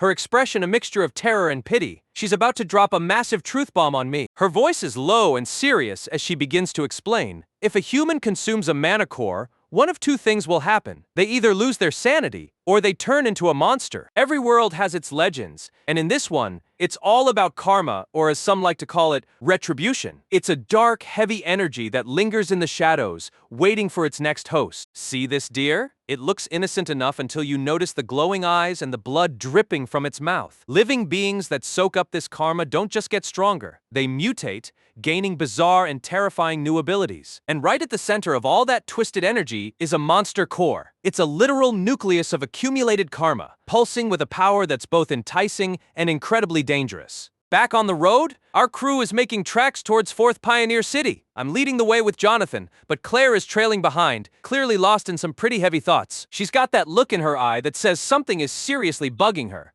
You can tell she's piecing together some information that isn't quite sitting right with her. She recalls stories of ancient cults, humans who actually worship the monsters that absorbed the most karma, calling them angels. These crazy fanatics didn't just follow them. They actually ate the monster cores to try and gain that power for themselves. They were total madmen, sacrificing fellow humans to satisfy their angels. This whole idea of consuming cores is tied to the darkest, most insane parts of history. So you can imagine her shock when I casually drop that I've been snacking on these things for a whole decade. Tens of thousands of cores? I am basically a walking biological anomaly. Claire is looking at me now like I'm a ticking time bomb. Is it possible I'm actually some kind of undercover dark priest? Or am I just built different? What's really scaring her is that I haven't shown her my mental world yet. Every magic user has one, but mine remains a complete mystery, tucked away behind my stoic face. She flashes back to seeing me in action. Even if I had no idea how dangerous those cores were supposed to be, the way I hunt and survive is, well, it's not exactly normal. I mean, look at me. I harvest those glowing blue gems like I'm picking apples in an orchard. No hesitation. No fear, just pure, cold efficiency. Claire is watching me eat, wondering how I can stomach something so gross. For her,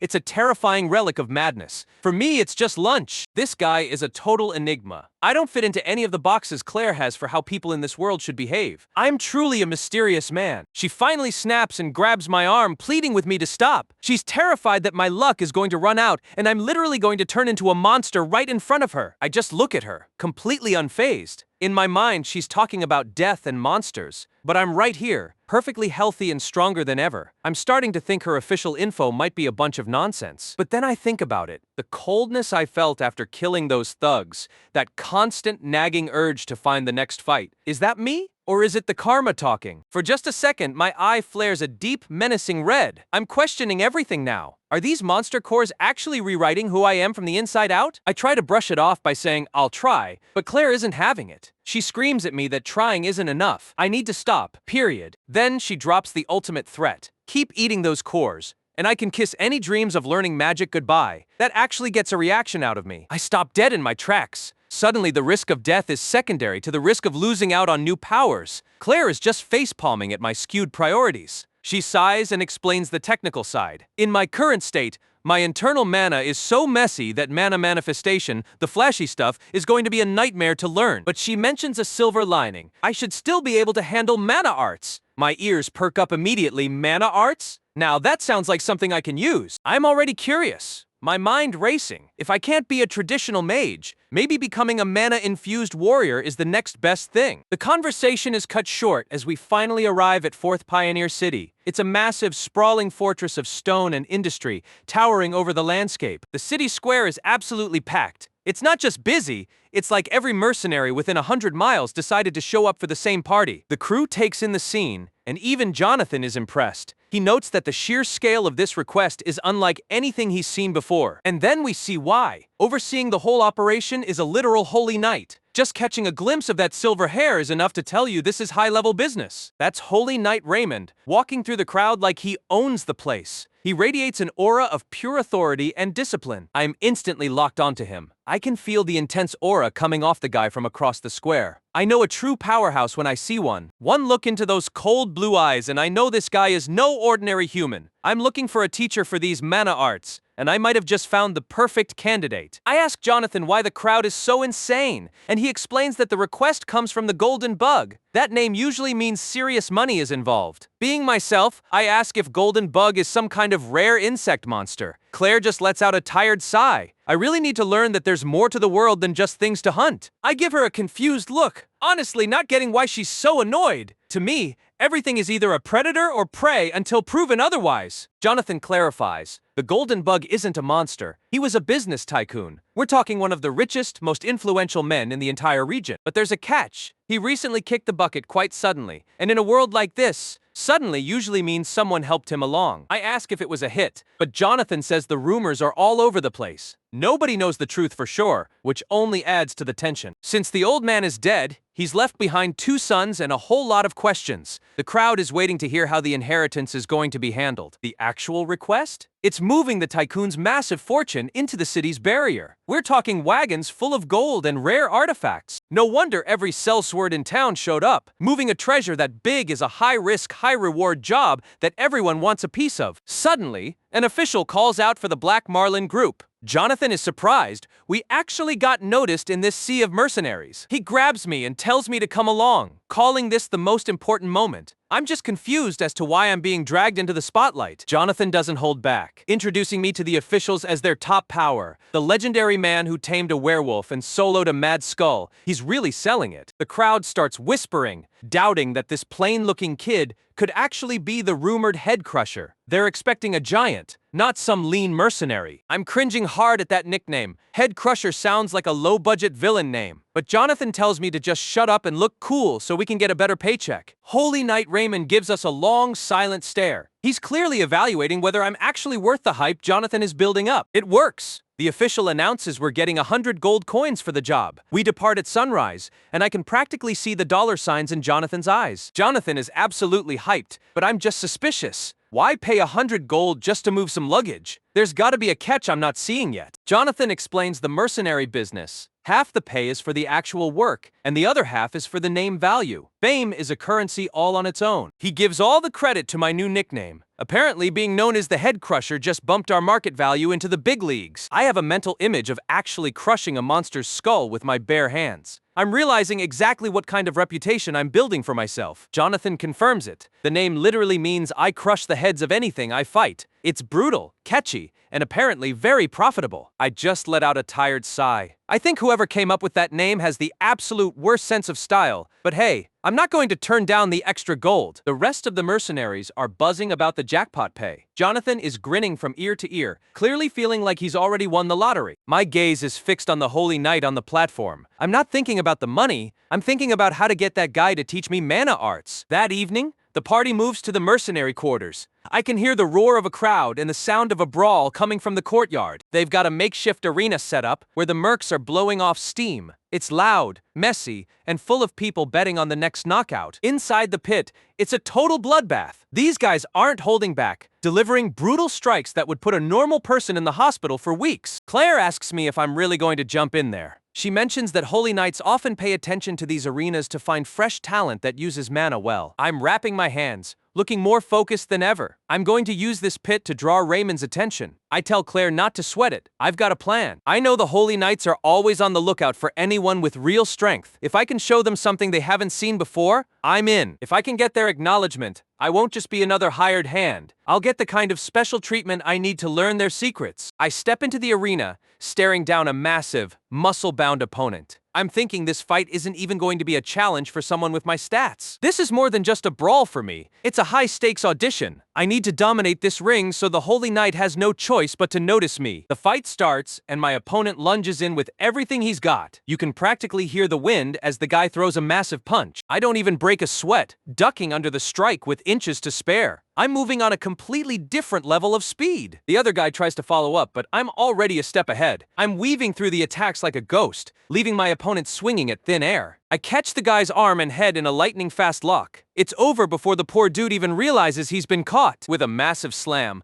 I drive the guy's head directly into the dirt. Talk about living up to the Head Crusher nickname on the very first try. The crowd is absolutely losing it, chanting my new name as I stand over the fallen merc. A fresh challenger jumps in, but I'm already looking elsewhere. I spot Raymond watching from the balcony, casually taking a drink. I smirk. Step 1 of the plan is officially a success. But I'm not satisfied with just being noticed. I need to prove I'm on a level that demands respect. I think to myself, the real start is now. I'm ready for the next round. I deliver a high-flying kick that sends another opponent spinning. I know I need to keep dropping bodies if I want the Holy Knight to take me seriously. Another guy goes down to a brutal knee strike. I'm making this look far too easy, and the crowd is eating it up. Raymond is definitely watching now, and he looks intrigued. He's got his apprentice, Rex, right beside him, and I can tell they're talking about me. I'm playing the long game. I want Raymond to be so impressed that he actually feels the need to test me personally, or at least send someone high tier. And that's exactly what happens. Raymond leans over and tells his apprentice Rex to go fight me. He's sending in the real deal to see what I'm made of. Rex is looking completely insulted. He's a trained knight in training. Why should he waste his time fighting a mere mercenary in a dirt pit? Rex drops down into the arena, the atmosphere suddenly shifting from rowdy brawl to serious combat. I think to myself that this is where the real game begins. But just as we're about to square off, I drop a total bombshell. I refuse. The crowd goes silent. Nobody turns down a fight from a Holy Knight's apprentice. Rex is absolutely stunned, his eyes wide with shock. This is exactly how the negotiations for mana arts are supposed to start. I'm standing in the arena, ready for the real show to start. I've got that look on my face like I'm playing chess while everyone else is playing checkers. Raymond is watching from above, probably expecting some grand hero speech. Instead, I just dropped the ultimate bombshell. I refuse. Simple, direct, absolute legend. I'm not here to be anyone's puppet, and I'm definitely not doing this for free. Rex looks like he just got slapped with a cold fish. His brain just short-circuited. A mercenary turning down a fight from a Holy Knight apprentice? Unheard of. The scene shifts to a quiet shot of the mercenary dormitory under the moonlight. The silence outside is a sharp contrast to the absolute chaos that's about to go down in the arena. Claire's jaw is basically on the floor. She's probably thinking, Jin, what on earth are you doing now? Her face is a mix of, I can't believe this guy, and oh boy, here we go. Jonathan is just as stunned. He thought he knew how to read me, but I keep throwing curveballs. He's looking at me like I'm a total nutcase, but he's also secretly kind of impressed. The crowd lets out a collective gasp of confusion. Nobody expected the head crusher to back down. They were all hyped for a slaughter, and now they're just confused. Rex is absolutely fuming, screaming from the arena floor like a toddler who lost his favorite toy. He yells,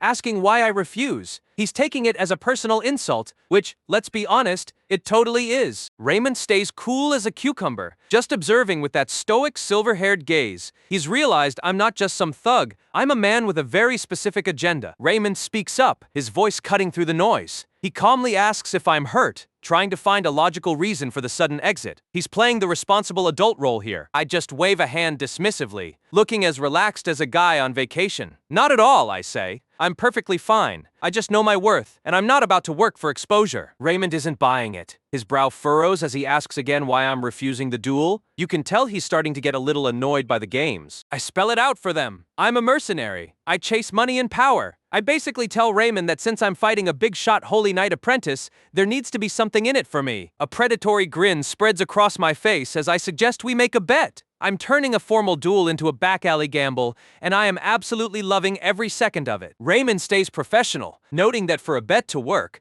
both sides need something the other wants. He's open to the idea, which is a big win for my plan. I start rummaging through my bag, playing it humble for a second. I say I might not be a grand enough figure to boost his reputation, but I've got something else that talks. I slam a massive clinking bag of gold coins onto the ledge. I'm not kidding when I say I have an ungodly amount of money. I'm loaded from all those monster cores I sold. The tavern erupts in laughter. They think I'm a crazy bastard for trying to gamble with a Holy Knight. They're laughing now, but I know exactly what I'm doing. Rex is grinding his teeth, looking ready to explode. He feels like I'm spitting on the very idea of knightly honor. If looks could kill, I'd be a pile of ash right now. Raymond puts a hand on Rex's shoulder, shutting down his anger. He tells me directly that they don't need my money. He's got his own stakes in mind. Raymond narrows those piercing blue eyes, and I can tell he's about to drop a condition that's much more dangerous than any pile of gold. His terms? They waive all liability for any damages sustained during the fight. Basically, he's giving Rex permission to try and kill me without any legal blowback. A close-up of Raymond's eye shows he is dead serious. This isn't a game anymore, it's a death match. He wants to see exactly how much head-crushing I can actually take. My grin gets even wider. I love the idea of being able to beat up the apprentice without any consequences. I accept! I shout.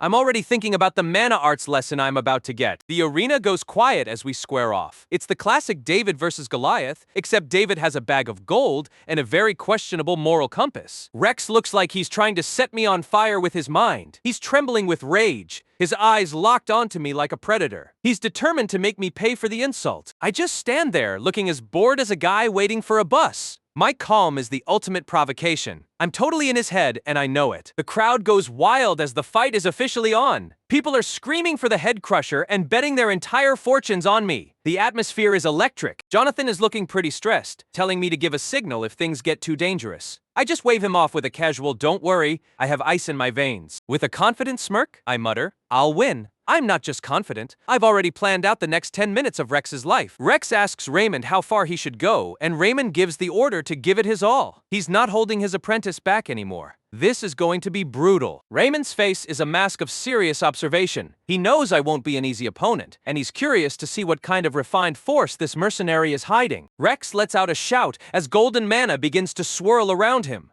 The air hums as this high-tier power is unleashed. He's officially powered up. The crowd is screaming for the Holy Knight, totally hyped to see some high-level magic. They've seen mercenaries fight, but this is something else entirely. Rex lunges forward with a sudden slam of his foot, sending a shockwave of mana through the stone. The speed is absolutely insane. He's a total blur as he closes the gap. My eyes go wide for a split second, realizing that his speed is on a completely different level than anyone else I've fought. I'm watching Rex like a hawk, noting that this guy is definitely on a different level from those small fry. I finally found someone who can actually push me. Rex throws a punch, and I barely have time to get my arms up. The impact creates a massive explosion of mana. I think to myself about the refined and powerful force. The force of the blow sends me skidding back, blood dripping from my mouth. I realize that if I take a clean hit from something like that, I could actually die. Now the stakes are real. Rex is on the offensive, his eyes glowing as he keeps up the pressure. I'm fascinated, muttering, "Mana arts! I'm getting a front row seat to the power I want to steal." I block another strike, my hand glowing slightly as I test my own mana. I'm looking for the rhythm in Rex's movements,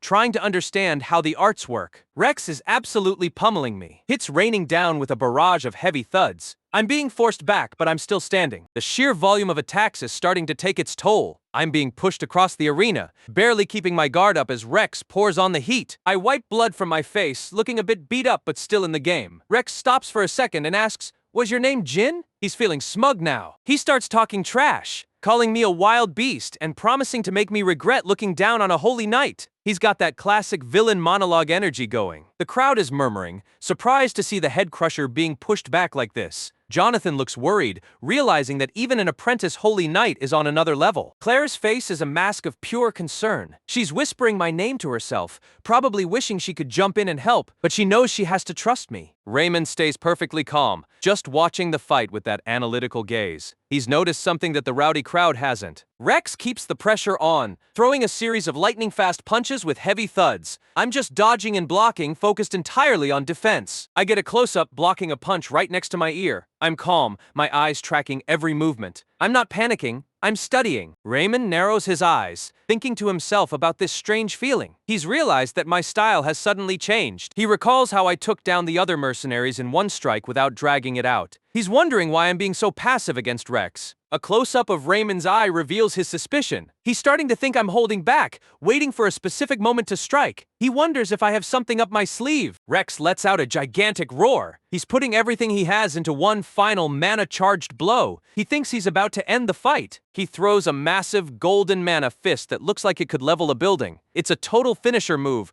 glowing with intense power. In a move that defies all logic, I just deflect the gigantic punch with my bare hand. The impact is so powerful it creates a shockwave. The explosion of energy is massive, tearing up the arena floor and sending debris flying everywhere. The crowd is screaming for me to dodge, but I didn't dodge. I stood my ground. Jonathan is sweating bullets, asking if that's even possible. He can't believe I just parried a high-level mana art with my bare hand. It shouldn't be physically possible. A close-up of Jonathan's face shows his total disbelief. He's realized that I'm on a level that even he can't fully comprehend. I stand there, blood dripping from my hand, but my eyes as cold as ever. I mutter to myself, with this, I think I'm done measuring my combat power. Chills, dude. Total chills. My expression shifts to something truly menacing, my red eye glowing with a terrifying intensity. I'm done being the punching bag. I clench a fist, looking like I'm about to tear something apart. Should I check my durability next? I wonder. I've gone from prey to predator in a heartbeat. I deliver a point-blank punch directly into Rex's chest. The sound is deafening, and you can practically feel the impact through the panel. Rex's eyes go wide in absolute shock and agony. He lets out a pained grunt, not even able to react to the sheer speed and power of that single strike. Raymond is stunned, wondering why Rex is making a face like that after just a normal punch. He realizes too late that I wasn't waiting for an opening. Rex is on his knees, coughing up blood and gasping for air. Raymond's thought bubble confirms the terrifying truth. I was just savoring the fight. I stand over the broken apprentice with a twisted, sadistic grin. I was just savoring the fight. I look like I'm having the time of my life. I look down at the battered knight, almost curious. I'm impressed that he's still enduring it after such a heavy hit. I wonder if it's thanks to his mana arts. Rex looks up, blood staining his mouth, looking defiant but clearly beaten. I just mutter, I'm curious. I'm not done yet. I start clenching my fists again, that red glow in my eyes coming back. Just how many hits can you endure? I ask. I'm ready to keep going until there's nothing left. Rex tries to pull himself together for one last desperate attack, but before he can even move, Raymond steps into the arena, putting a hand out. Stop, he says, his voice final. It's my loss. He's calling the fight before I can do any more permanent damage. Raymond looks me in the eye, his expression unreadable. He promises to grant whatever I want as they agreed, and tells me,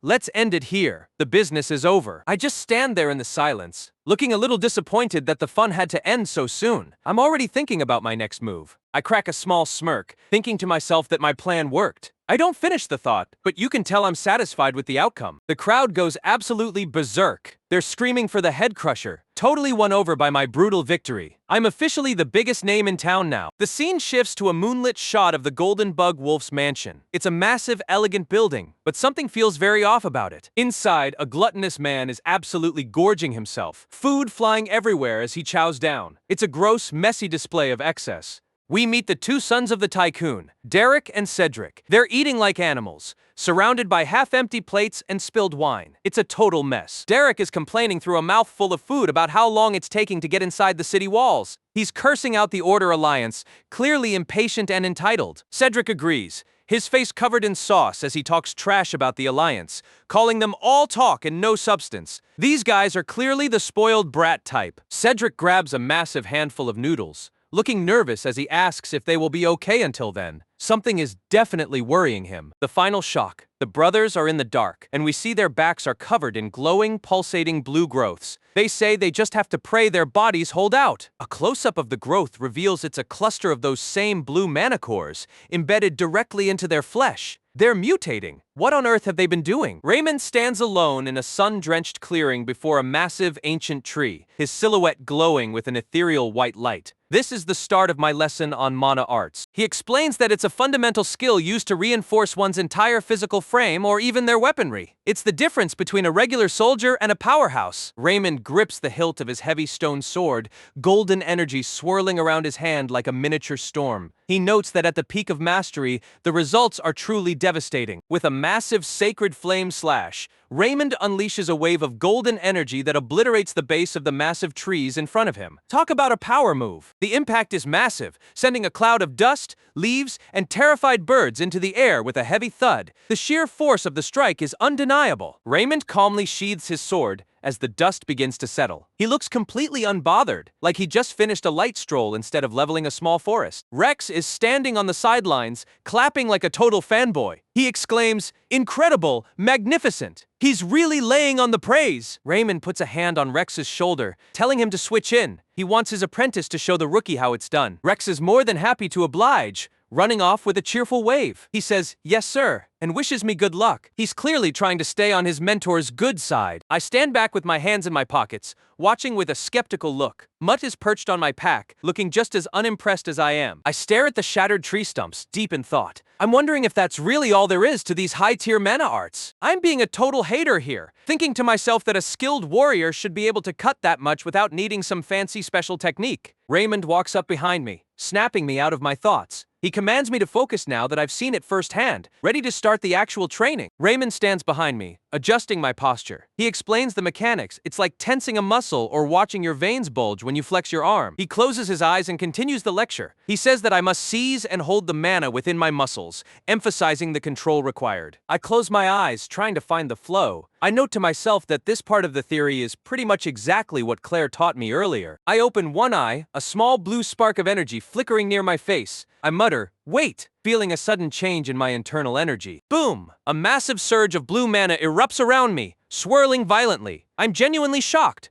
wondering since when my body could hold this much raw power. I flash back to when Claire boosted me, remembering that calm, weightless flow. I realize that some of her mana might have actually stayed behind. I breathe out slowly, a thick, dark purple energy starting to leak from my shoulders. This doesn't look like the sacred energy Raymond was using. Raymond, unaware of the shift, tells me to begin to expend that mana, bit by bit. He suggests moving my body to help the flow. Suddenly, Raymond's eyes go wide with total shock. A sharp sound echoes as I manifest a massive amount of energy all at once. I'm standing there with my sword wreathed in intense, dark purple flames. It's an intimidating, sinister-looking aura that's definitely not holy. Raymond is internally panicking, unable to believe that I'm manifesting mana arts the literal second after learning the theory. This guy is a total monster. He thinks about what the hell is with that ominous energy. The purple flames are lashing out from the blade, looking incredibly dangerous. Raymond explains to himself that mana arts take their color and shape from the user's mental world. He's disturbed to see me radiating such a sinister, dark aura. Raymond stares at me, his expression grim. He wonders what kind of monster I'm hiding inside, finally seeing the darkness in me. I just give a dark, confident smirk through the haze of purple energy. I'm not worried about being ominous. I'm just enjoying the power trip. I leap into the air, executing a massive spinning slash with the purple mana. I'm a total tornado of death, moving with incredible speed and force. I land and catch my breath, noting that it feels like I'm burning a ton of energy for a small return. I figure my proficiency must still be low. I stand tall with my purple blade, looking like an endgame boss. I say, I can't wait to try this out in a real fight. The battle junkie in me taking over. The scene shifts to a wide shot of the Tarrasque lumbering across the plains. The journey toward the city continues as a new chapter begins. Claire is walking beside me, absolutely floored by my progress. She says, "You've mastered mana arts already? That's no small feat. You really are amazing." I give her a genuine smile, admitting, "I owe it all to you. I'm a cold-blooded killer, but I know who my friends are." I explained that when she boosted me last time, it felt like a part of her mana stayed with me. That gift made learning this new skill a breeze. Claire looks at me, her expression a mix of surprise and maybe even a little bit of pride. She's definitely become a huge fan of mine. She says, "You saved my life back there. Just think of it as a little gift," all with a warm smile. She's definitely the heart of this ragtag group. I think to myself that thanks to her,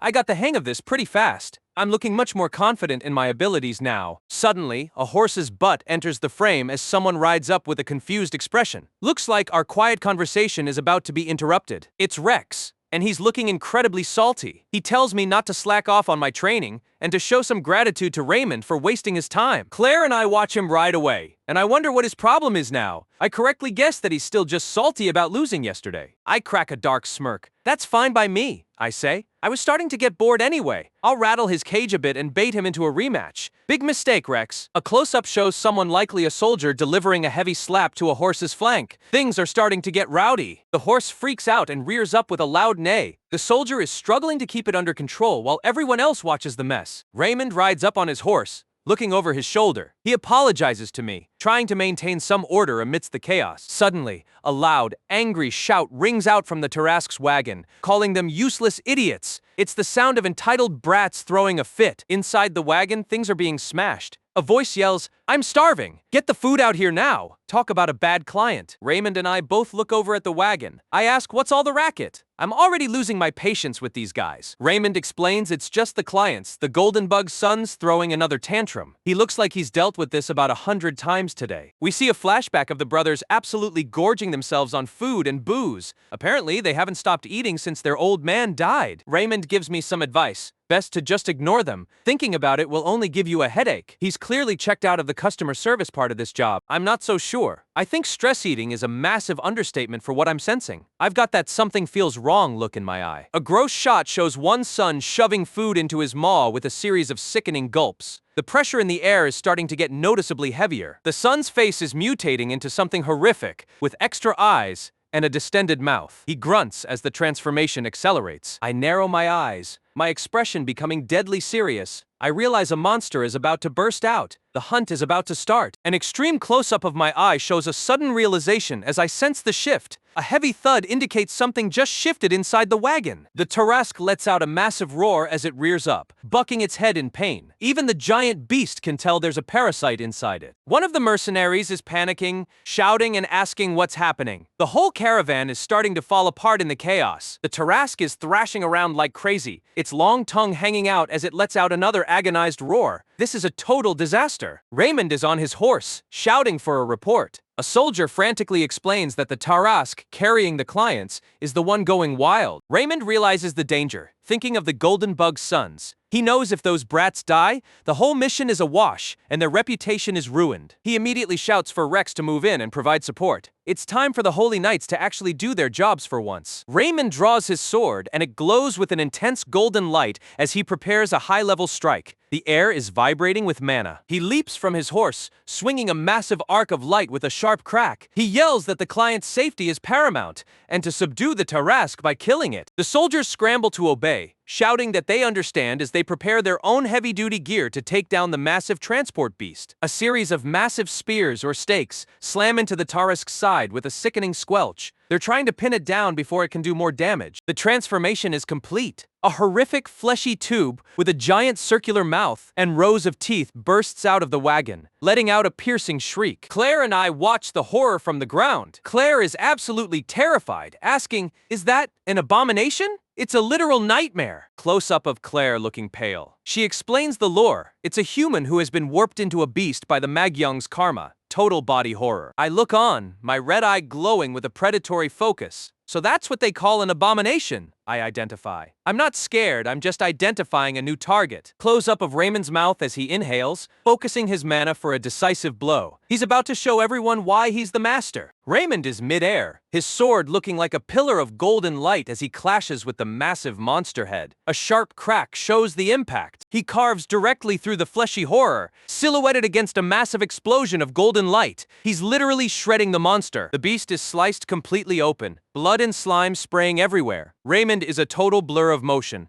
landing a lethal-looking slice. Raymond lands and shouts for Rex to finish the job. He's setting up his apprentice for the final blow, screaming his name across the battlefield. Rex leaps in with a fierce shout, his own blade glowing with golden mana. He's ready to prove he's more than just a salty apprentice. Rex delivers a massive downward smash, creating a huge shockwave of energy that ripples across the ground. He's giving it everything he's got. The abomination is sliced into dozens of fleshy pieces, raining down on the grass with a wet splat. It looks like it's over. But wait, I get a close-up and see the fleshy bits on the ground starting to pulsate and reassemble with a grotesque squirming sound. This thing is still alive. Raymond is shocked. He yells that it regenerated and warns everyone to be careful. He realizes they're dealing with a much more dangerous mutation than he thought. The monster reforms into a massive, dark gray slab of meat with multiple mouths and glowing red eyes. It looms over the battlefield, looking even scarier. Rex is standing right in front of the giant horror, looking up in absolute shock and terror. He's completely frozen as the monster towers over him. Close-up of Rex's terrified face. He mutters a curse. He's realized too late that he's in way over his head and about to get flattened. Suddenly, a white-gloved arm swings a heavy blade through the frame, cutting into a fleshy tentacle with a sharp slice. Blood sprays everywhere. With a final whisper of steel, a clean horizontal slice cuts right through the monster's limb. Someone just stepped in to save Rex's hide. Raymond screams Rex's name as he watches his apprentice get pinned by the massive abomination. It looks like game over for the rookie. I see the monster's gaping maw full of jagged teeth looming right over Rex's shoulder. This thing is straight out of a nightmare. Suddenly, blood sprays as a blade cleaves through the monster's fleshy limb. Someone just made a move that actually hurt this horror. I'm right in the thick of it, my eyes cold and focused. I'm not even breaking a sweat despite the carnage around me. Claire and Jonathan are in the back with pure "what just happened" faces. They can't believe the speed of the save. Raymond is absolutely stunned, his silver hair blowing back from the force of the intervention. He realized someone just did his job better than he could. I see a close-up on Raymond's face, and he is pissed. He grits his teeth and lets out a curse, frustrated at his own helplessness. He's not staying down though. Raymond launches into the air, drawing his sword to strike back. He roars out "Sacred Fire Slash," unleashing a massive pillar of golden light that carves into the beast. Now that's what I call holy vengeance. The abomination lets out a bone-chilling shriek as the holy flames cook its flesh. It's hurting, but it's far from dead. Raymond lands and immediately shouts for Rex.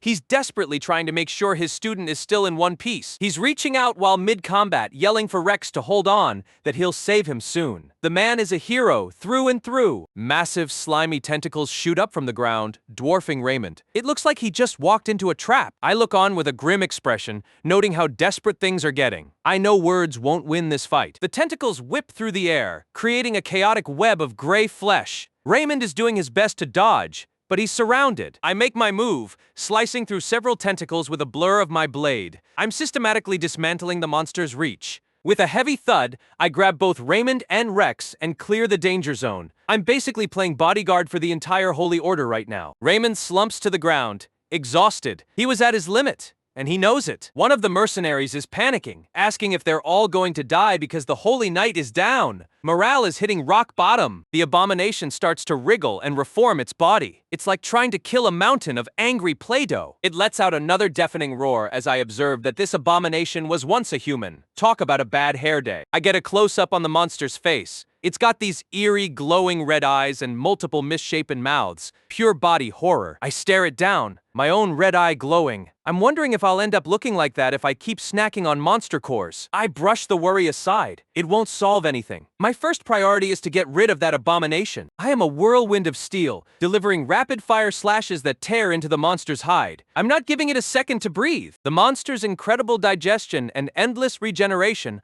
are making this a nightmare battle of attrition. It just keeps sucking the damage in. Flesh bubbles and knits back together with gross squelching sounds. It's healing faster than I can cut. I realize I need to save my stamina and find a real weakness. I can't keep this up forever. The monster snaps its jaws at me, its circular mouth looking like a meat grinder. One wrong step and it's over. I execute a massive vertical spinning slash, creating a literal tornado of force against the beast. I'm really pushing the limit. With a sharp crack, I get knocked back, my boots skidding across the dirt. This thing has some serious counterattack power. I am breathing hard, spitting blood and cursing. Even for me, this is getting a bit much. Dozens of spearheads emerge from the smoke. The other mercenaries aren't sitting this one out. Jonathan leads the charge, screaming, "We'll help too," as the group storms forward with their weapons leveled. I look back, surprised to see the support. Looks like my attitude is finally rubbing off on the rest of the crew. Claire raises her magical tome, chanting "sword," as she prepares to unleash some serious firepower. That will thwart evil.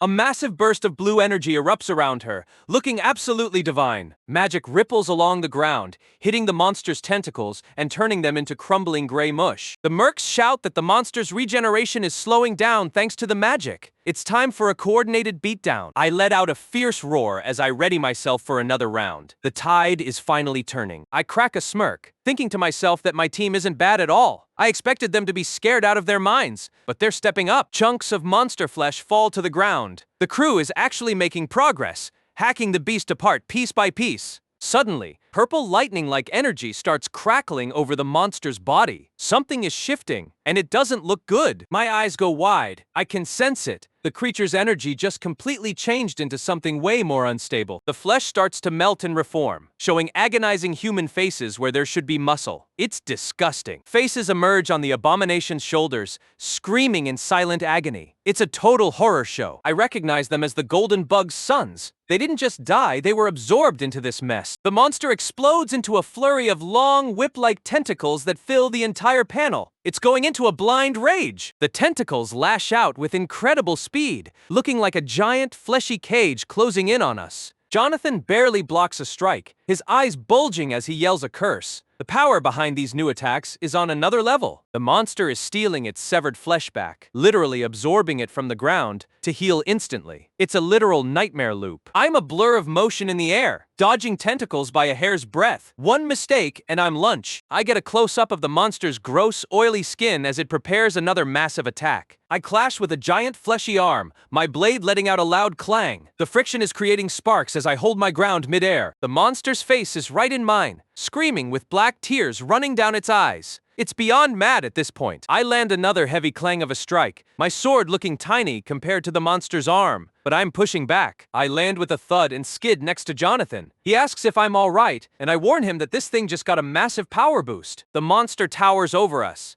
its circular mouth looking like a black hole. Jonathan is sweating bullets, asking what we do now. I narrow my eyes, analyzing the situation. The problem is its regeneration speed, I say. If we can't outdamage the healing, we're dead. Jonathan isn't backing down, shouting that if the monster got stronger, they've also learned its attack patterns. Now that's leadership. I give a small predatory grin. I agree, and say I'm about to bring out the big guns. Intense purple mana starts swirling around my sword. I'll slice it up to my heart's content with these mana arts, I yell. I charge forward with a ferocious roar, looking like a demon hunter. Here I go! I scream! I deliver a barrage of purple-infused slashes, each one carving through the monster like butter. The visual effects are insane. I am a total blur of purple and black energy, tearing into the abomination with zero hesitation. I'm taking the fight to a whole new level. The monster lets out one last shriek as I command my team, stop it from regenerating. This is the final push. I deliver a series of brutal vertical slices, each one cutting deeper into the beast's core. I'm not holding anything back now. In a massive burst of blue and purple light, I plunge my hand into the monster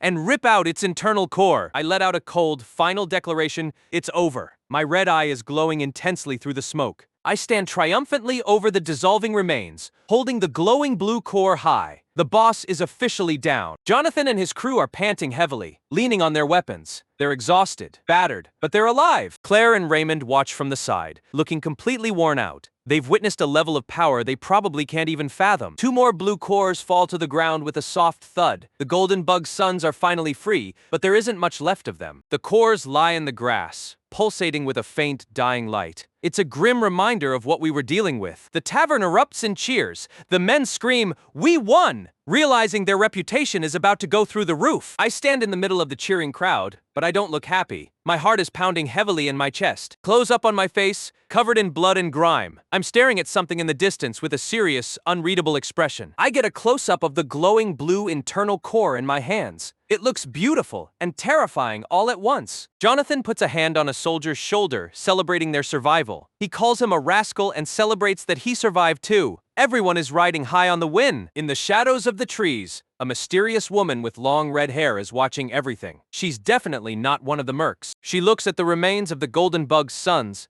Derek and Cedric. She calls them poor things, but her voice is cold. She mutters to herself about how incompetent and useless they were. Looks like she had no love for the tycoon's bratty kids. Her eyes shift to me as I walk away with the core. She wonders if that's the man who fought the abomination. She's curious about me. Close up on the core being stashed away by my gloved hand. The mysterious woman wonders who I am. I walk into the sunset, the blue light of the core reflecting off my cloak. The lady in the shadows asks the ultimate question, and why is he taking the internal core? Things are about to get complicated. I'm sitting alone by a campfire in a dark forest at night. I'm just trying to process the insane battle I just finished. I'm staring at the glowing blue internal core I just harvested. It's a literal piece of concentrated power, and I can't hide the hunger in my eyes as I study it. With a series of gross crunches, I bite right into the core. I'm consuming the essence of the abomination, literally eating the power of my fallen enemies. Suddenly, my eyes squeeze shut and I let out a pained gasp. I'm hit with a sudden, violent sensory overload from the core's energy. My mind is flooded with a vision. I see a heavy man tied to a table in what looks like an interrogation room. Where is this? It must be someone's memories. I'm confused by the sudden psychic feedback. The vision is vivid. I can see myself standing right there in the room,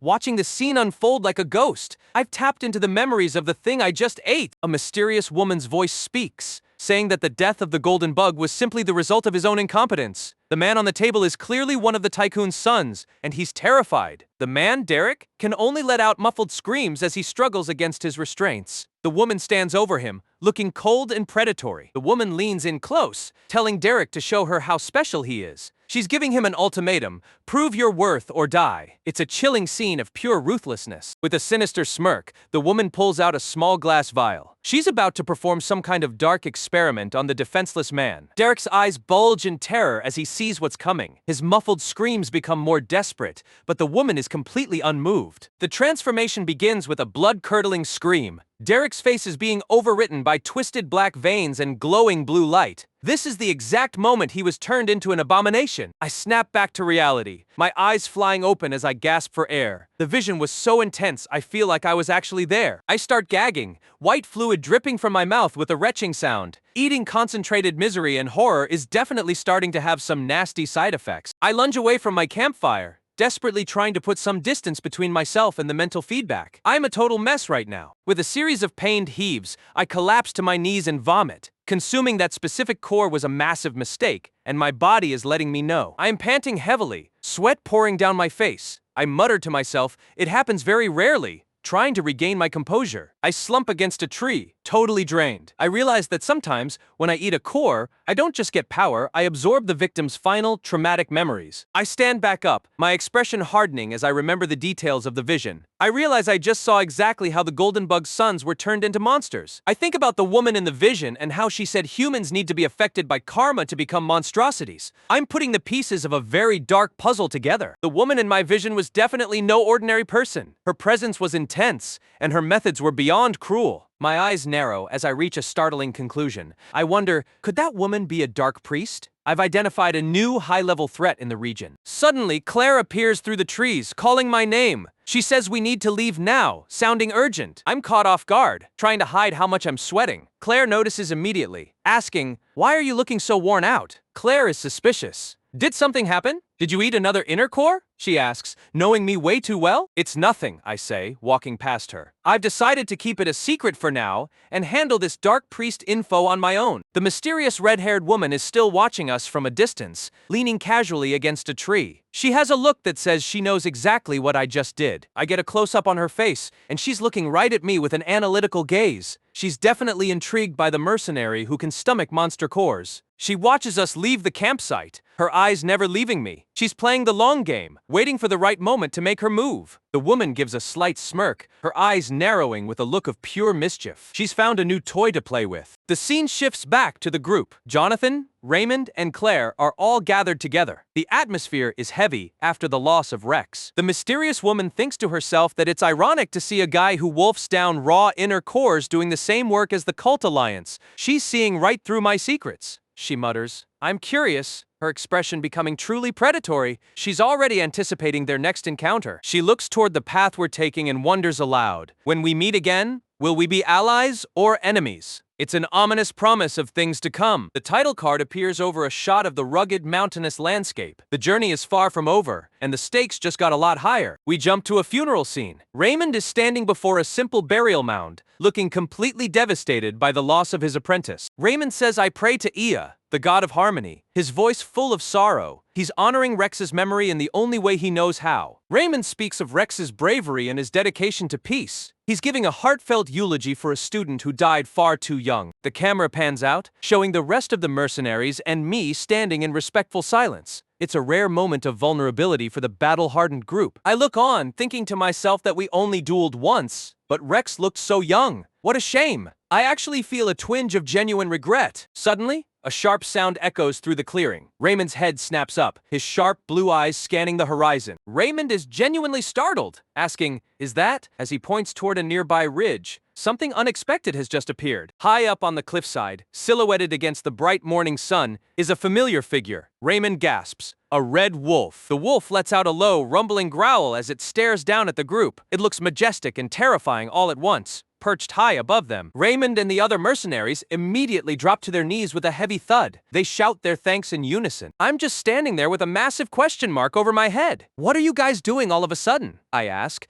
completely bewildered by the sudden religious fervor. Raymond explains that the red wolf is the closest companion of Ea, the god of harmony, whom their cult worships. For them, this is a divine sign from above. Raymond keeps his eyes closed and his head bowed, looking completely devoted to the moment. He's finding some peace in what he thinks is a religious miracle. I break the tension by saying, "That's just my mutt." Raymond nearly jumps out of his skin, screaming about blasphemy and asking how dare I call a red wolf a mutt. I just give him a blank stare, thinking, he doesn't believe me. It's a classic comedic standoff in the middle of a serious funeral. My eyes flare red as I point toward the wolf and give a cold command, "Stop messing around and get over here." The red wolf's eyes go wide in pure, oh crap terror. A startled yelp perfectly captures the monster, realizing it just got busted by its master. With a series of frantic steps, the majestic divine beast scrambles down the cliffside like a guilty puppy. Its dignified act is officially over. The wolf skids to a halt right in front of me and the dumbfounded mercenaries. It's panting and acting completely submissive, much to Raymond's horror. Raymond is practically shaking with disbelief. He stutters that the red wolf is a demonic beast that even the cult couldn't tame, asking how a mere individual could do it. I just shrug it off, explaining that I killed a werewolf and this one just started following me after that. I'm being completely casual about taming a legendary monster. Raymond lets out a long, defeated sigh. He's finally realized that his worldview and my reality are two very different things. Raymond turns away, his expression returning to its usual stoic mask. He's processed a lot of shocking info today and just needs a second. The wolf sits quietly next to a pile of stones and recks his heavy sword. It's a solemn reminder of why we were all here in the first place. Raymond looks back at me, asking if he may ask for a favor. He's got one last request before we continue our journey. He points toward the red wolf and asks me to give it a specific name, Rex. He wants Rex's spirit to live on through the beast that will now guard us. I look a little taken aback. Raymond admits it's a better fate than being revered by their cult as a mutt. He's showing a surprising amount of humor. Raymond explains that he wants the will of Rex, who fought against evil, to live on with a single-minded goal of purifying the demonic realms. Close up on the heavy sword blade, reflecting the somber mood. Raymond pleads to let that red wolf carry on his legacy under the name Rex. Raymond looks me in the eye, his gaze sincere and full of respect. He's officially passing the torch of his apprentice's legacy to me and my monster companion. I watch a bird fly overhead, reflecting on the name. I mutter Rex's legacy. I'm starting to feel the weight of my actions in this world. I turn back to the wolf and ask, "Are you okay with that?" The beast looks up at me with big, soulful eyes,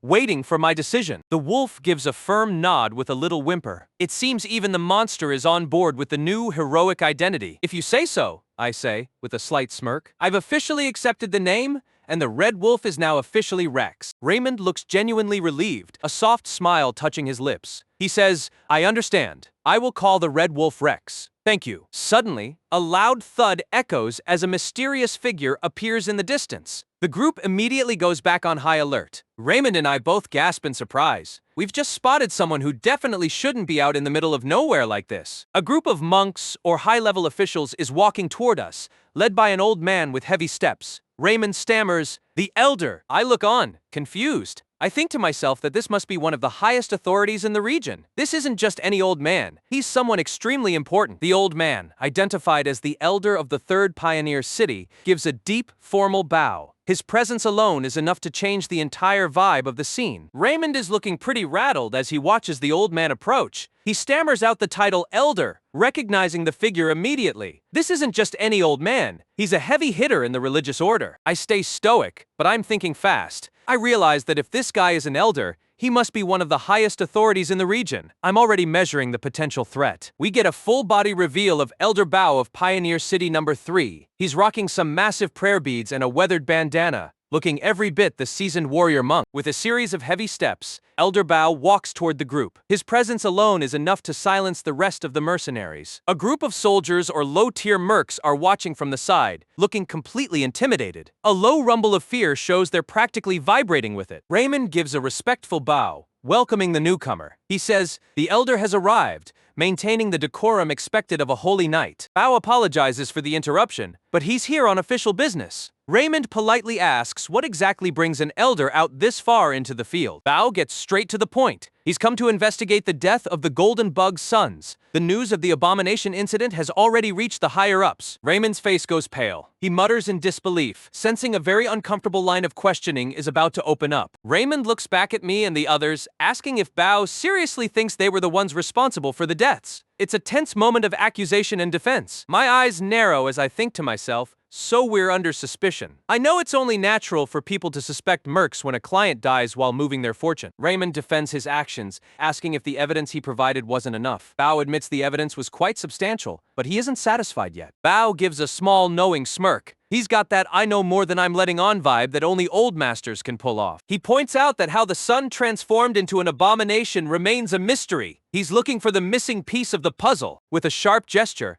Bao points right at me. He says this case reeks of dark priest interference, his voice cold and accusatory. I'm caught in Bao's gaze. The old man asks what I think, dropping my name, which he definitely shouldn't know yet. I get a close-up on my eye, which is wide with shock. I think, how does he know my name? Realizing Bao has been doing his homework on me, I stare back, my expression turning cold. I ask directly, do you suspect that I am a dark priest? I'm not going to let myself be bullied by some religious authority. Bao just stares back, his bandana covering his eyes but his expression remaining unreadable. The silence is absolutely deafening. The scene shifts to a wide shot of Pioneer City No. 3's Vritra Arena. It's a massive fortified training ground that looks like it's seen its fair share of blood and glory. Inside the arena, a group of mercs are training, their movements echoing off the high stone walls. It's a bustling hub of military activity. Bao continues his lecture, noting that someone as powerful as me usually stands out from a young age. He's calling out my lack of a public history. Bao says that I appeared out of nowhere, highlighting the suspicious nature of my sudden rise to fame. I get a close-up on Bao's grin. He says that coincidentally, I was involved in this abomination incident. He's laying out a very convincing circumstantial case. Bao asks if I don't think it's all a bit suspicious. He's practically begging me to give myself away. I keep my cool, noting that everyone knows who's strong around here. I admit that under the circumstances, it's fair for someone to suspect me. I get a close-up on my face,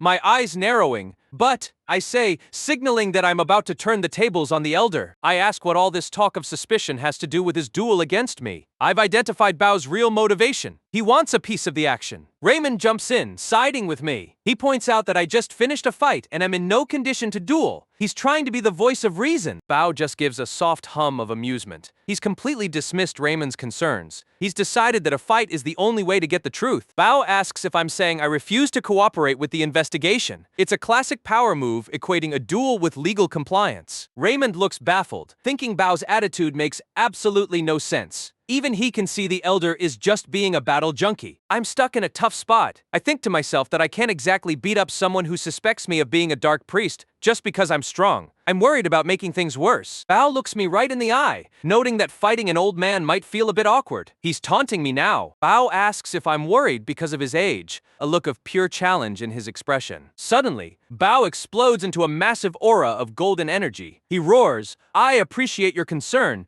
but it's unnecessary. He's about to show me why he's the elder. Bao's foot slams into the ground with a massive thud, sending a shockwave of mana through the arena floor. The guy is definitely not acting his age. Bao says the reason he became an elder is purely due to his own ability, his voice booming with authority. I'm genuinely impressed. I think he's fast. I can barely track the old man's movement. This isn't going to be an easy win. Bao lunges forward, his hand glowing with golden light as he prepares a strike. He's moving with the speed and precision of a man half his age. Striking the great bell, Bao roars and delivers a palm strike that creates a deafening chime. It's a massive discharge of concentrated mana. I get knocked back with a loud grunt, my boots skidding across the dirt. Bao's internal energy is on a whole different level. A close-up shows the impact of the strike, creating a miniature crater in the ground. Bao isn't pulling any punches. Raymond screams my name, terrified that his new ally is about to get wrecked. He explains that Vritra monks are martial artists with incredible combat power. I'm breathing hard, spitting blood. I've realized that this elder is the strongest martial artist I've faced yet. Bao tells me not to let my guard down and asks Raymond if he isn't being a bit biased. He's having the time of his life in this arena. He taunts that if they keep this up, this old man might get jealous and forget to hold back, his energy flaring even higher. I narrow my eyes.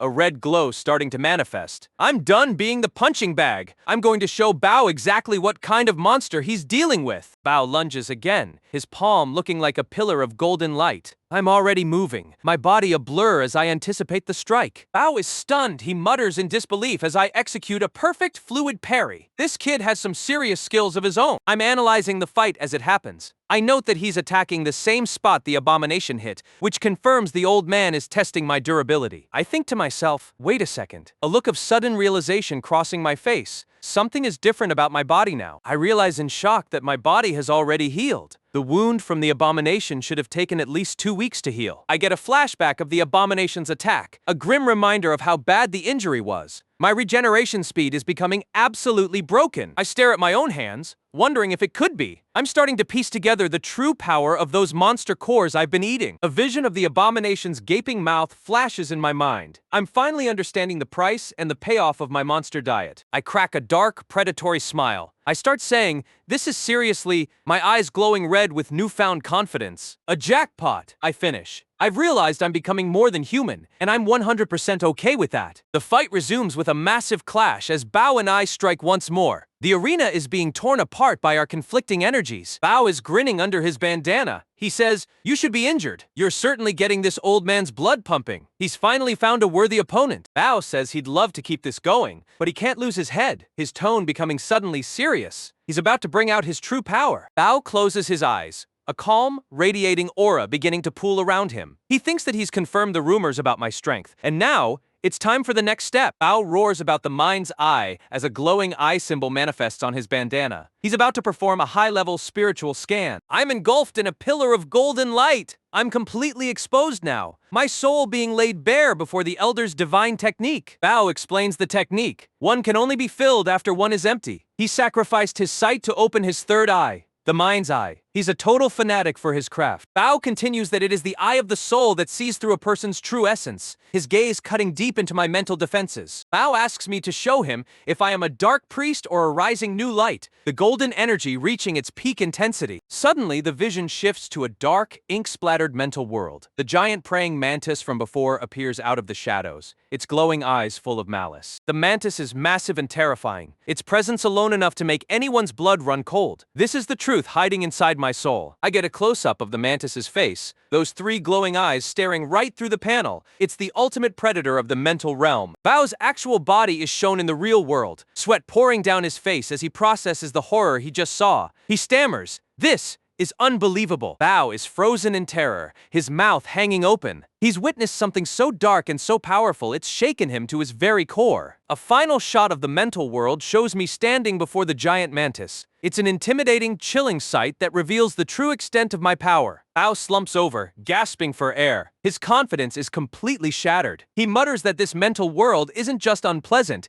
it's absolutely chilling. I run over, looking concerned. "Elder? Are you all right?" Raymond is in the background, confused because he can't sense Bao's mana anymore. Bao is trembling, terrified by what he's seen. He thinks to himself that in his long life, he's never seen anything this terrifying. He notes that since my mental world hasn't collapsed, it means I'm not a dark priest. He's reached a very different conclusion now. I just stand there with a confused look, wondering why the elder is acting so weird. I ask again, totally oblivious to the trauma I just caused. Bao gives a deep, apologetic bow. He begs me to forgive him and this old man's rudeness. He's completely switched from inquisitor to humble student. He explains that confirming whether I was a dark priest was a matter of the utmost importance. He's trying to save some face after being terrified. Bao reveals that he wishes to hire me for a request regarding dark priests. He's just offered me a major plot quest. I am intrigued, asking Bao who I am supposed to meet for this request. I'm already thinking about the next payout. Suddenly, a set of footsteps echoes as a young woman in a fancy school uniform walks up. She says,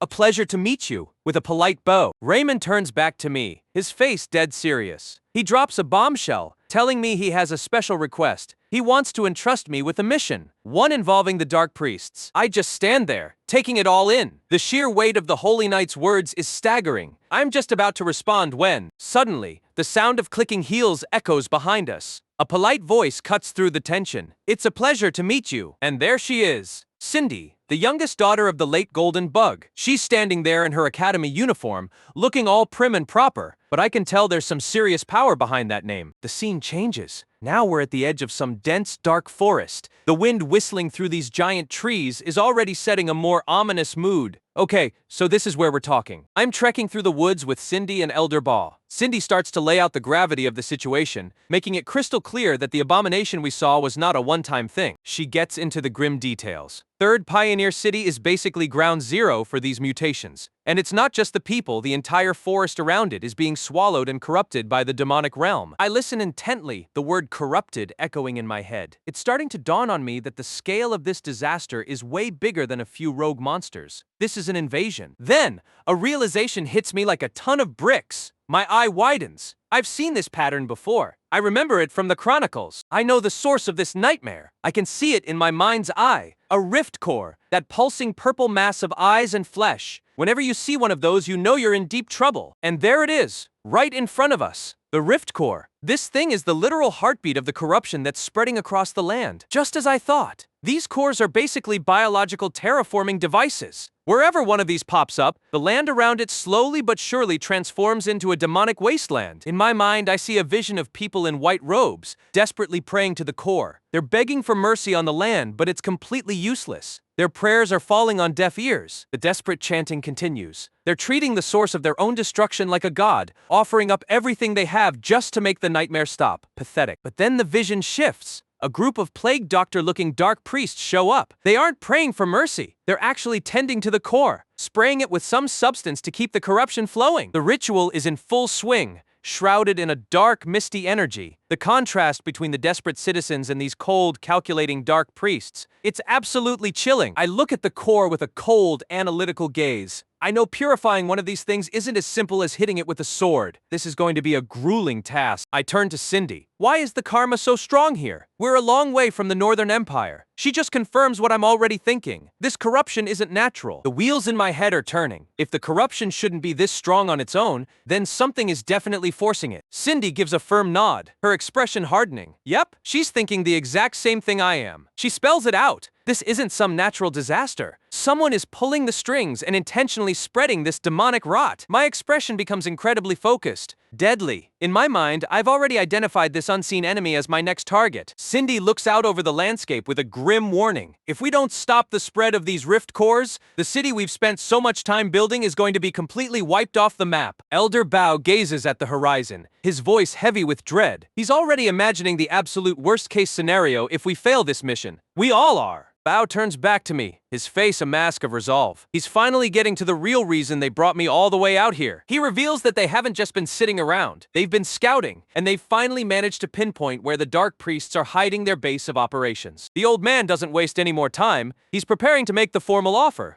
the one that could change everything. And there it is, the big invite. Bao asks me to join them in a full-scale extermination mission, scheduled for 2 weeks from now. Cindy adds the sweetener to the deal, promising me the absolute highest level of compensation. They know what I am at heart, a mercenary, and they're ready to pay top dollar for my skills. For a moment, I'm genuinely surprised. I must have a shocked look on my face. The scale of this job is way beyond a simple escort mission. This is a heavy-hitting team-up, the elder of the city and the last remaining heir to a massive fortune, and they're both putting all their trust in me. A mysterious newcomer. I take in the weight of the moment. Getting a personal request from the top brass of the region? This is the ultimate validation of my power. A confident smirk spreads across my face. I can't help but wonder if I finally earned the respect I need to move freely in this world. Night falls over the forest, and the weight of the upcoming mission hangs heavy in the air. This peace is only temporary. A storm is coming. The wind continues to howl through the open plains, a perfect reminder of just how vast and dangerous the world I'm exploring truly is. Back on the road, Claire gives me a grim warning. Apparently, even being suspected of being a dark priest is a literal death sentence here, and the so-called investigation usually involves some horrific torture. Good to know. I look at the safe, fortified city in the distance and feel a rare moment of longing. I can't help but wonder if there will ever be a time when I can stop fighting and just live a normal life inside those walls. But I quickly snap out of it. My journey is far from over. Raymond, I call out. I've got some final business to take care of before we part ways. Raymond stops and gives me a respectful nod. The bond between us has definitely been forged in the fire of that last battle. The rest of the caravan plan is taking a breather, slumping against our massive transport beast. It's a well-deserved break after the nightmare they just survived. Some of the crew are already out cold, snoring away despite the danger. Even battle-hardened mercenaries need their nap time, I guess. Jonathan is absolutely floored when he hears the news. You're splitting off to head to the third pioneer city? I just nod. Got a new job to do. Jonathan gets a little sentimental, admitting that even though it's standard for mercs to split up after a hunt, it doesn't make it any less sad to see a good ally go. Agreed, I say, keeping my face a stoic mask. What are your plans now that the golden bug job is officially wrapped up? Their plan is simple and classic. They're going to drink until they forget the smell of monster blood. Figures. Jonathan and his guys are ready to blow through their earnings in the nearest tavern. I turn my attention to Claire,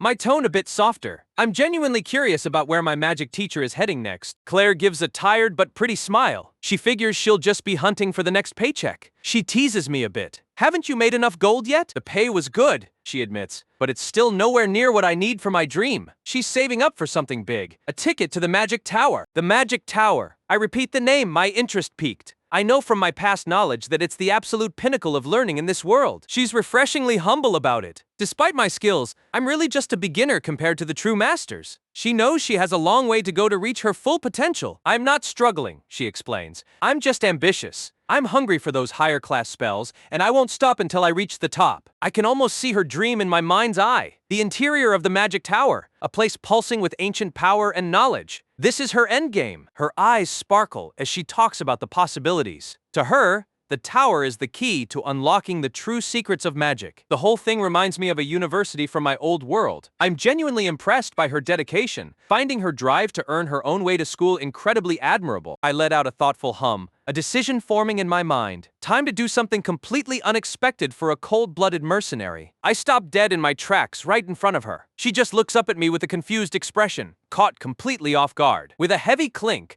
I pull out a massive bag of gold and hold it out to her. Will this be enough? I ask, as if I'm handing her a piece of candy instead of a small fortune. Claire is stunned as I explain the gift. I want to personally fund her dream of reaching the Magic Tower. She immediately starts to panic, waving her hands and refusing the money. No, I can't. She's a proud warrior, and the idea of just taking that much gold feels totally wrong to her. Even Jonathan is losing his mind in the background seeing that pile of gold. I insist, telling her I'm repaying my debt for all her help in the magic training. Consider it a gift, I say, between friends. Jonathan is practically drooling. He's probably starting to realize just how deep my pockets really are. Claire is visibly moved, her eyes wide as she struggles to find the words. She's still fighting with her pride, but I can tell the sincerity in my gesture is starting to win her over. I don't take no for an answer. I firmly press the bag into her hands, officially ending the argument right there. I give a simple, cool goodbye as I turn to leave. The ultimate cool guy exit. Claire is left standing there, her face turning a deep shade of red. She's completely speechless, and I'd bet my life her heart is doing backflips right now. Yep, she's officially smitten. She's staring after me with an expression that says she's just found her own personal hero. With a soft step, I adjust my cloak and prepare to head out. As I move on, I catch a faint word of thanks from behind me. I glance back and see her holding the bag tight to her chest, her eyes full of determination. She just got the chance of a lifetime, and I know she's not going to waste it. She's probably vowing to herself that she'll find a way to repay this incredible favor. I have a feeling this isn't the last I've seen of her. I look calm and satisfied as I turn away, my profile silhouetted against the morning light. I've done a good deed, but my mind is already shifting back to the next mission. I give a final casual wave to the group. Take care, I call out, officially signing off from the Black Marlin team. Claire and Jonathan stand side by side, watching their most reliable ally disappear into the distance. It's the end of an era for our little group. I give a final, formal bow before turning away for good, professional to the very end. I start my journey toward the third pioneer city alone, or so I think. I hear the sound of heavy footsteps following me as the group watches me go. It's Raymond and Rex. They look a bit confused for a second, unsure of their next moves. The divine beast looks especially torn about its master leaving. Rex gives Raymond a polite bow, as if saying goodbye to the holy night. Raymond can only mutter the wolf's name, realizing the beast has made its choice. Raymond gives a soft, understanding smile. He's at peace with Rex choosing to follow me, knowing his apprentice's spirit is in good hands. And so the two of us set off into the sunset, a new legendary duo, heading toward a brand new chapter of our lives. I see a massive castle wall where guards are on high alert. I can practically hear the rhythmic clanking of their heavy metal boots as they patrol the stone walkway. Down on the ground, I'm walking through a crowd of soldiers, my green cloak fluttering. I'm moving with a purpose, making my way through the sea of armor. I stop to give a quick, polite bow to someone passing by. Even though I'm the head crusher, I still know how to show some basic manners. Up on the wall, Elder Bao and Cindy are watching the troops. Bao mentions he told her nothing would happen, but the way she stormed out makes it seem like she was actually worried about me. Bao asks her what she's even talking about, with a confused look. Cindy doesn't miss a beat, telling him she's obviously talking about that mysterious mercenary they just hired. She gives Bao a side eye, reminding him of what he said earlier. She starts to talk about that Jin, her expression turning into one of deep suspicion. Cindy drops a truth bomb. She thinks I looked like I had just absorbed a monster core. That's a massive red flag in this world, and she's not letting it slide. Elder Bao just lets out a calm, slightly amused sigh. He isn't nearly as worried as Cindy is, which only makes her more frustrated. He looks her right in the eye and tells her that just because someone absorbs a core, it doesn't automatically make them a dark priest. He's giving me the benefit of the doubt. Cindy isn't having it, calling his words risky. She points out that common knowledge says anyone who eats a core loses their sanity and gets drunk on power. She thinks the elder is playing a dangerous game. She closes her eyes and asks him to be honest, even calling him master instead of elder to show she's serious. She wants to know if he's just protecting me because of some misplaced hope. Elder Bao stops in his tracks as she asks if he thinks there's still a bit of humanity left in a guy like me. The silence that follows is heavy enough to crush a man. Bao just stares down at the ground with a hand to his head, looking totally drained by the conversation. He doesn't have an easy answer for her. He gives her a firm, cold look and says he doesn't want to continue this conversation. When the old man shuts it down like that, you know you've hit a nerve. He starts to walk away, his massive prayer beads clicking against his chest. He's done talking about whether I'm a ticking time bomb or not. Cindy calls out one last thing, apologizing if she was out of line, but making her position crystal clear. She isn't going to let this go. She walks off in the opposite direction, promising to keep it a secret for now, but she warns him if I slip up once, she'll be the first person to brand me a dark priest. She gives a final, chilling warning that if that day comes, even the elder who vouched for me won't walk away unscathed. This girl is not playing around. Elder Bao watches her leave, his expression hidden. The sound of her boots on the stone floor is the only sound in the courtyard. Once she's gone,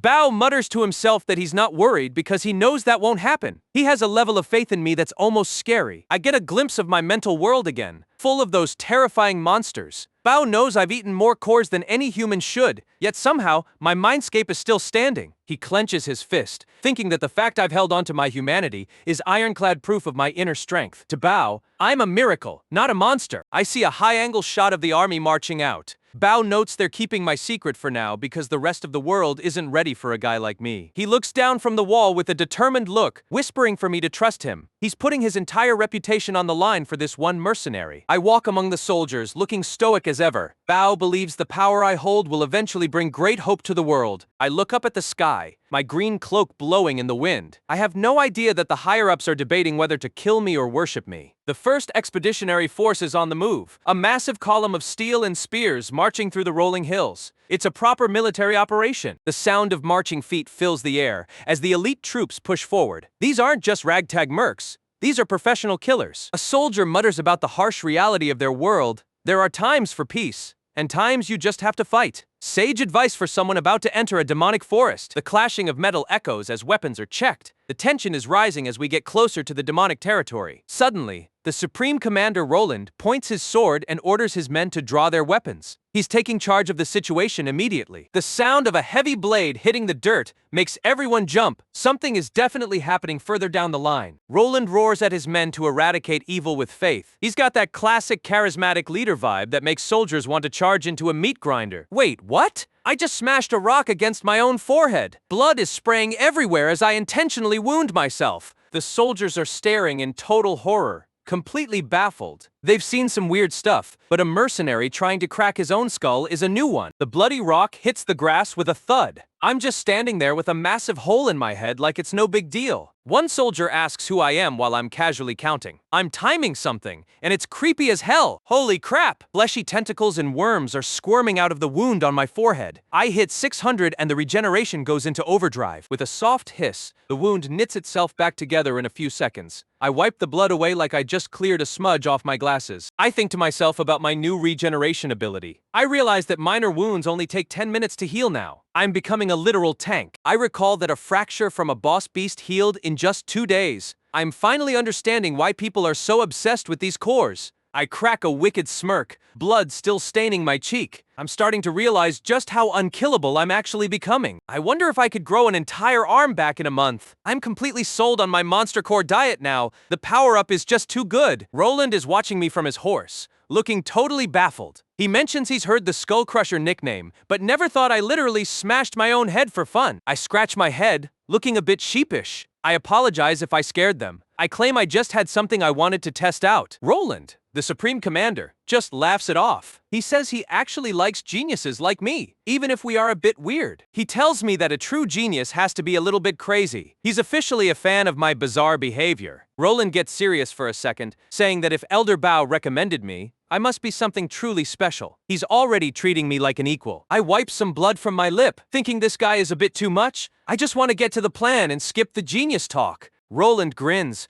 calling me straight to the point, like a true genius. This guy is definitely going to be an annoying boss to work for. We're heading to the forest north of the city. The plan is to clear the rift cores at the entrance, and then push right into the middle of the enemy camp. Roland looks out over the valley, noting the battle could take some time. Their goal is to wrap everything up within 10 days. I look skeptical, pointing out that the forest isn't even that big. I ask why on earth it would take 10 whole days. Roland just laughs and says, "That's a genius for you." He explains that in normal times, 10 days would be plenty, but things have changed. Suddenly, the ground explodes. Dirt flies everywhere as something massive bursts out from beneath the troops. A giant, mole-like bloodsucker rat leaps out, its claws reaching for the nearest soldier. This is not your average rodent problem. Roland explains that because of the rift cores, the demonic territory has expanded. The monsters are getting bolder and more aggressive. A soldier screams for the commander as the ambush begins in earnest. Roland and I are both on high alert, ready for the drop. Roland draws his sword with a slow, deliberate scrape of steel. He's not panicking. He's just getting ready to do some work. With one massive vertical slash, Roland cleaves a leaping monster right in half. Now that's some serious commander energy. He warns me that creatures from the deep demonic zones are starting to show up in open areas like this. He thinks 10 days might actually be too short. Multiple cracks echo as a dozen more rats burst from the earth. The entire expeditionary force is being swarmed from below. Roland bellows that it's an ambush and to get ready to fight, trying to organize his men before they get torn apart. A bloodsucker rat lets out a piercing shriek right in the camera. It's got rows of jagged teeth and looks hungry for some human blood. One poor soldier gets tackled and bitten, blood spraying as he screams in agony. These things are fast and they hit hard. I look on, genuinely surprised. I wonder, can bloodsucker rats dig? I'm recalculating the threat level of this small forest. Roland screams for everyone to protect their backs. He warns them that if they turn their back to these rats, they're as good as dead. The soldiers stand back to back, forming a defensive circle against the snarling beasts. It's a desperate stand in the middle of a field. Roland looks over and his jaw drops. I'm just standing there,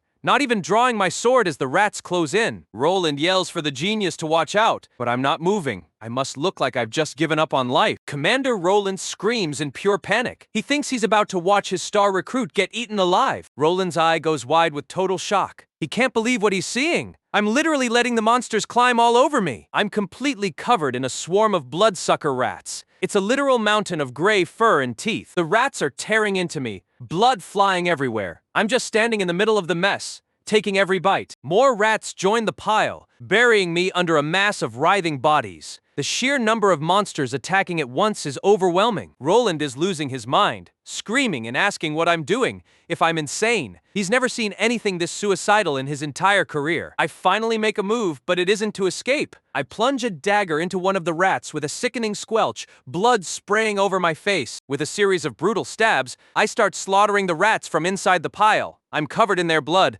looking like a demon. The rats are screaming as they realize they're not the ones doing the hunting. I'm carving through them like a buzzsaw. Extreme close-up of my red eye. I look absolutely unhinged. I wonder if I'll get the bloodsucker rat's abilities if I devour all of them. I bite right into a rat's neck, blood dripping from my mouth. I think these beasts don't even look like monsters to me anymore. All I see is a pile of cores. This dude is officially a monster himself.